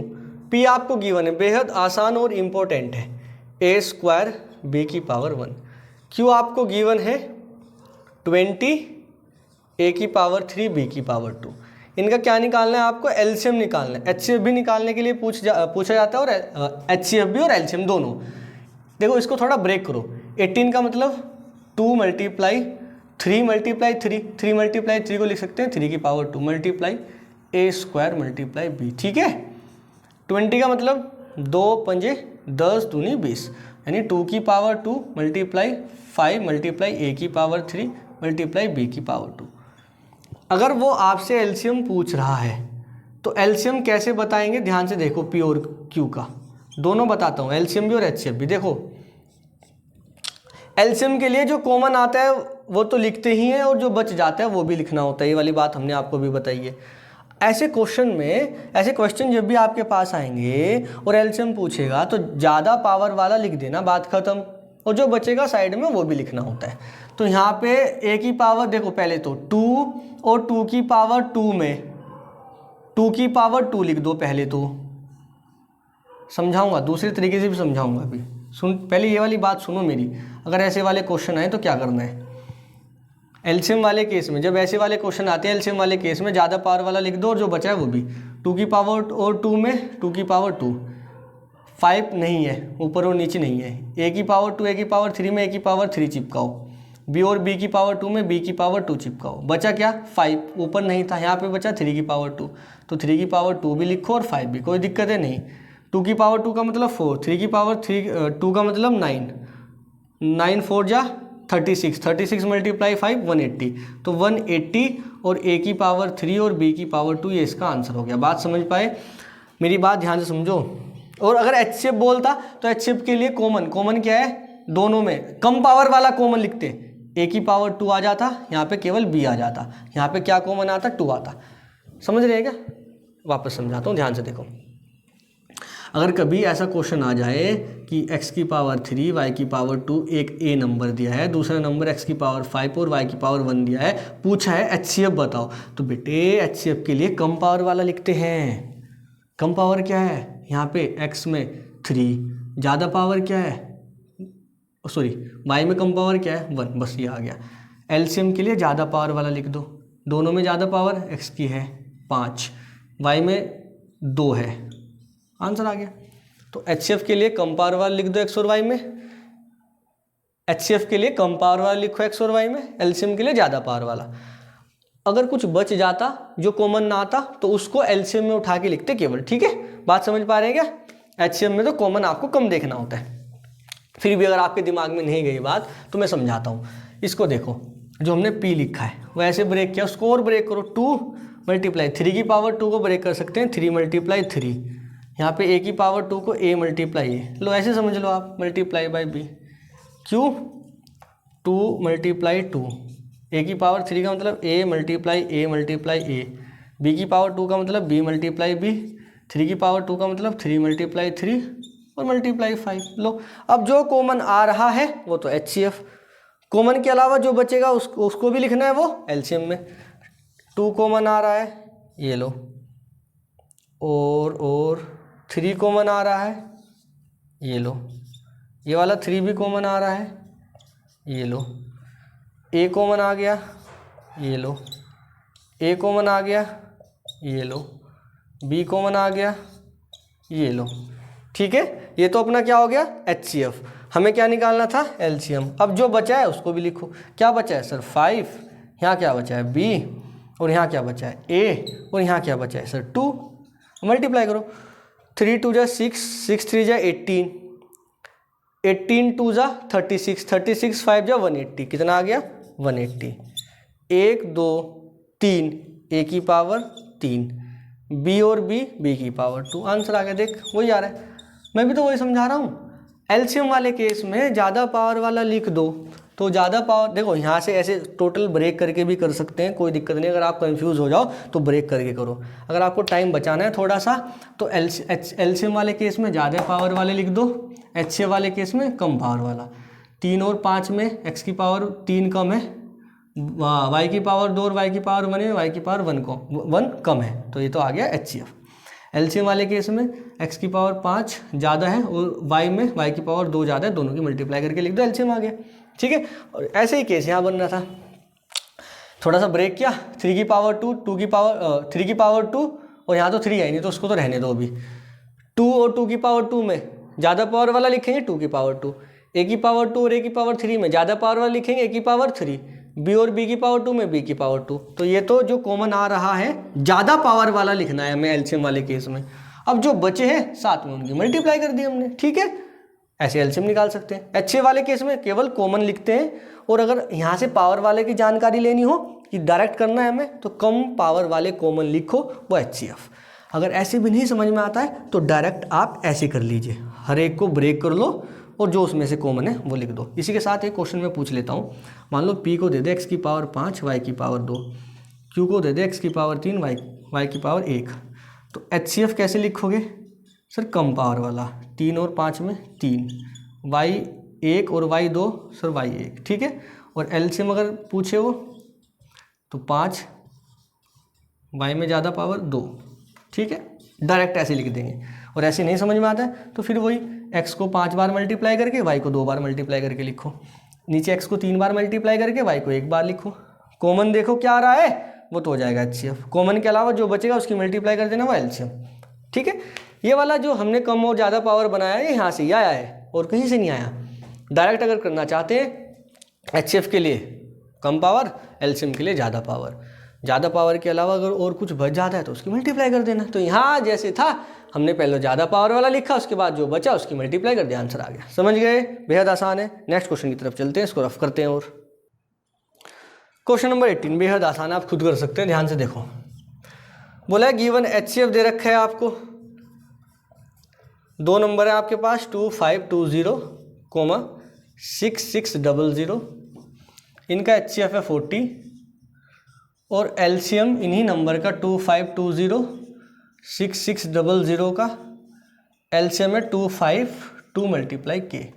बोला है के की वैल्यू कैलकुलेट करो। यार अभी अभी तो बताया था थोड़ी देर पहले कि जो HCF होता है मल्टीप्लाई एलसीएम, एलसीएम कितना है सर? बोला 252 मल्टीप्लाई के, वो बराबर हो जाता है दोनों नंबर के प्रोडक्ट के। तो दोनों नंबर की मल्टीप्लाई करो, ये नंबर है जो HCF के अंदर लिखा है, ये नंबर्स होते हैं HCF और एलसीएम के जो अंदर लिखा रहता है। तो दोनों नंबर की मल्टीप्लाई किया, HCF और एलसीएम की मल्टीप्लाई के बराबर रखा, यहाँ से के की वैल्यू कैलकुलेट कर लेना। 2520 मल्टीप्लाई 6600 डिवाइड में 40 और 252 डिवाइड में आ जाएगा। कैलकुलेशन कर लेना, अब तो हो जाएगा। ठीक है, ये तो पूरा ही जा रहा है यार। देखो ये कैंसिल हो जाएगा 10 टाइम और 10 फिर 4 टाइम हो जाएगा ये, और फिर डिवाइड कर लेना, इसको कर लेना यार ये खुद। ठीक है, कर लोगे? अरे देखो ना यार, ये तो 10 टाइम जा रहा है। 10 चौक 40, 4 एकम 4, 2 4 छिकी 24, 2 4 पंजे 20, 1650। चलो 19 की तरफ। टीचिंग मैथमेटिक्स थ्रू एक्टिविटी, ऐसा कुछ क्वेश्चन आपके सामने आया होगा, देखो। उसके बाद 2 क्वेश्चन हो रहते हैं, खत्म कहानी। Teaching mathematics through activity is a powerful approach that enhance the student understanding that and engagement. Keeping this in mind, Mukta planned a prime number game for a class 5 student। कुछ दे के रखा है ऊपर, उसे पढ़ने से कोई मतलब नहीं। यहाँ पे आओ, मुक्ता प्लान आ प्राइम नंबर, एक प्राइम नंबर को प्लान करते हैं, प्राइम नंबर गेम को प्लान करते हैं for class 5 student, for class 5 student, ठीक है, for class 5 students. She announced the number 2 in her class and asked the first student to multiply it by a prime number। Class में, ये मुद्दे की चीज़ है, क्लास में 2 को अनाउंस किया जाता है, क्लास होगी उनकी, क्लास में 2 अनाउंस किया जाता है। भाई 2 बोला हमने, जैसे क्लास में जाके बोल दिया 2, ठीक है। She announced the number 2 in her class and asked the first student to multiply it by a prime number। और एक बच्चे को बोला गया कि इसमें किसी प्राइम नंबर से मल्टीप्लाई करो, मानो उसने किसी प्राइम नंबर a से मल्टीप्लाई कर दिया, ठीक है। उसके बाद and asked the first student to multiply it by a prime number and then pass it to the second student। उसके बाद दूसरे वाले बच्चे को उसको पास कर दिया नंबर को, ठीक है, ये नंबर बन गया।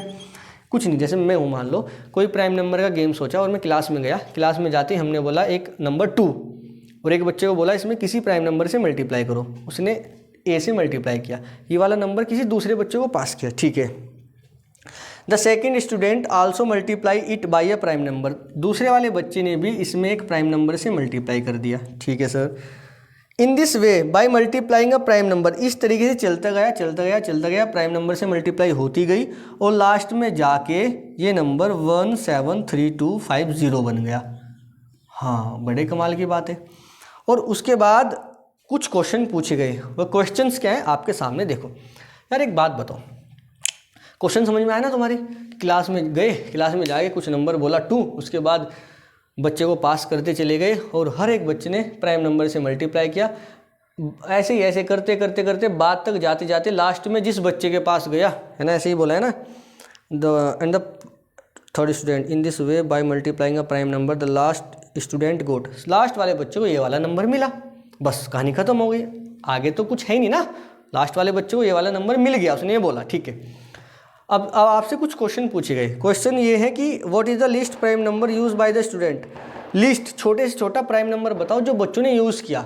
यूज़ करने का मतलब वो छोटा नंबर जिसकी मल्टीप्लाई इसमें की होगी बच्चों ने, वो छोटा नंबर आपको बताना है। यार एक बात बताओ, कुल मिला के जब मल्टीप्लाई की ये नंबर बनाना, हाँ तो इसके वाले नंबर के फैक्टर कर लो ना प्राइम फैक्टराइजेशन मेथड से। अरे वाह सर, कमाल कर दिया आपने। तो लिखना कैसे, सबसे पहले जब सॉल्यूशन करोगे, सॉल्यूशन में इसके फैक्टर कर देना। ये देखो, वहाँ से एक बहुत अच्छी बात समझ में आएगी। 2 से गया, 2 टे 16, 2 छिकी 12, 2 छिकी 12, 2 दूनी 4, 2 पंजे 10, 5 से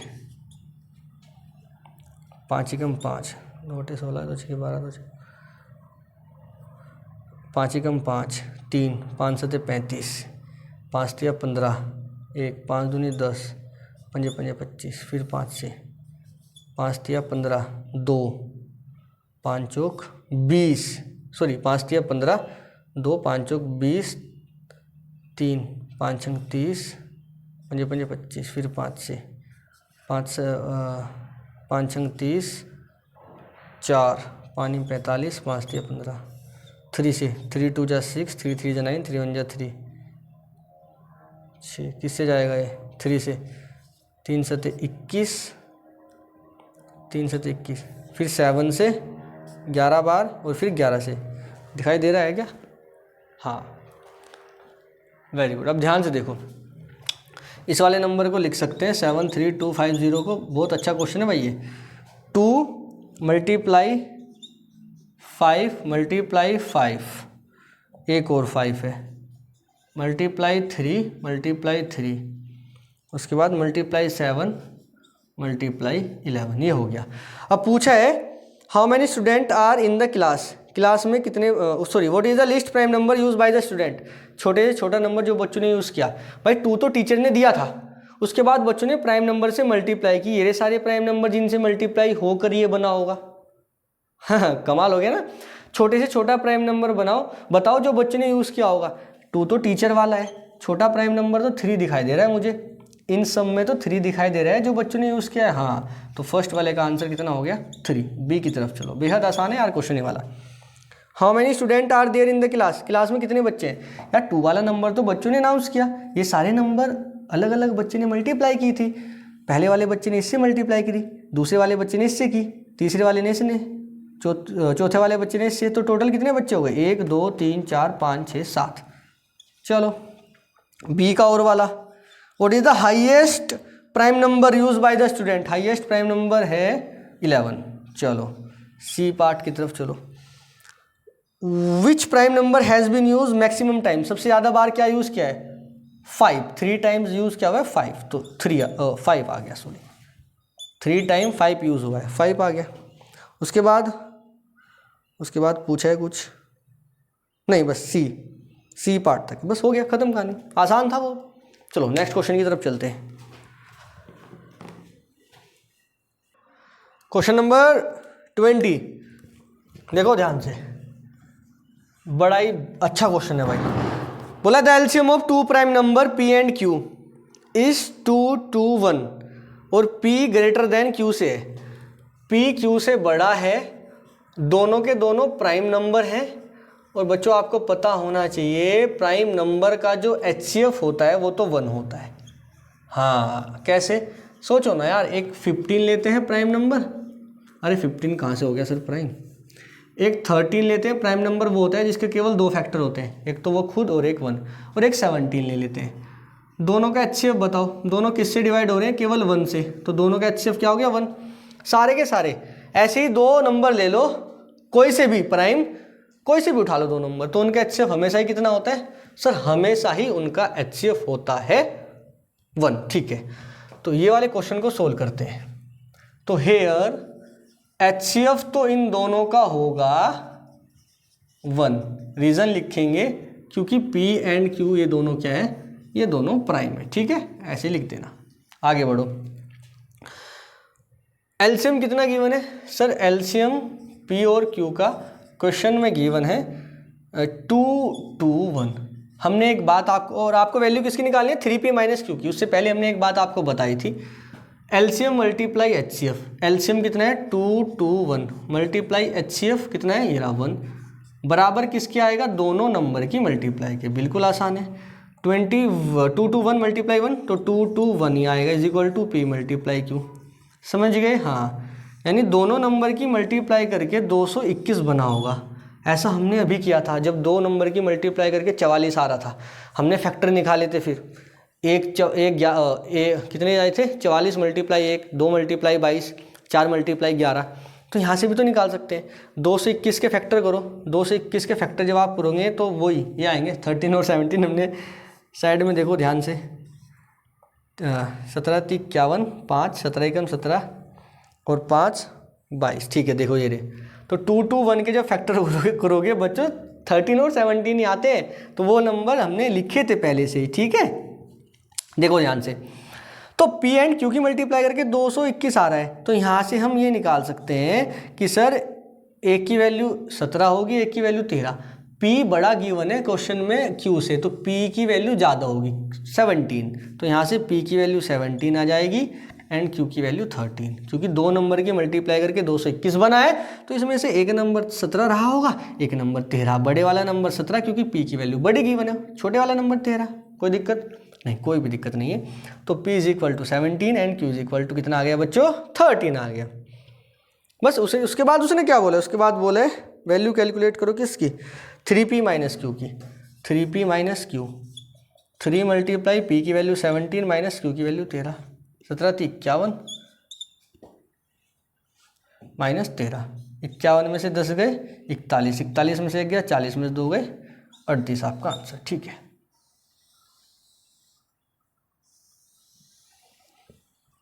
नेक्स्ट क्वेश्चन की तरफ चलते हैं। The smallest irrational number by which under root 30 should be multiply so as to get a rational number. Under root 30 में किसकी मल्टीप्लाई करेगी, रैशनल मिल जाए। ये इरेशनल है, हाँ, किसकी मल्टीप्लाई करेगी, रेशनल मिल जाए, इसी की मल्टीप्लाई कर दो अंडर रूट में। हाँ, सेम नंबर की मल्टीप्लाई अंडर रूट में कर देते हैं तो रैशनल मिल जाता है। Under root 3 multiply under root 30 multiply under root 30 30 आ जाएगा, और 30 क्या है बच्चों, रैशनल, तो इसका आंसर अंडर रूट 30 हो जाएगा। समझ गए आप लोग। अंडर रूट में सेम नंबर की अगर मल्टीप्लाई कर देते हैं तो आंसर रैशनल बन जाता है। इरेशनल नंबर में अगर सेम इरेशनल की मल्टीप्लाई करोगे तो आंसर रैशनल बन जाते हैं। तो अंडर रूट 30, तो आंसर भी क्या होगा, अंडर रूट 30। ये 20 क्वेश्चन हमने कराए हैं। ये 20 के 20 क्वेश्चन आप 3 बार 2 बार 4 बार पढ़ो ध्यान से, और या तो क्वेश्चन एग्जाम में इन्हीं में से आ जाएगा या इन्हीं के जैसा कोई मिलता जुलता क्वेश्चन आएगा। सेम अप्रोच होगी, सेम कॉन्सेप्ट होगा, घबराने वाली बात बिल्कुल भी नहीं है, बिल्कुल धैर्य रखना है, ध्यान से क्वेश्चन पेपर को करना है। उसके बाद हम पॉलिनोमियल का लेके आएंगे एक वीडियो। ऐसे ही धीरे धीरे धीरे जितने भी क्वेश्चन हो सकते हैं, मैक्सिमम इंपोर्टेंट क्वेश्चन हर एक चैप्टर के हम निपटा देंगे, घबराओ मत। पॉलिनोमियल के भी ज़्यादा से ज़्यादा 15 क्वेश्चन लेके आएंगे, ज़्यादा नहीं, हर एक चैप्टर के 15-20 के आसपास लेके आएंगे, घबराओ मत, ठीक है। चलिए ये वाले क्वेश्चन लगाओ, आप एग्जाम की तैयारी में लग जाओ। Tata bye bye, bye bye बच्चों।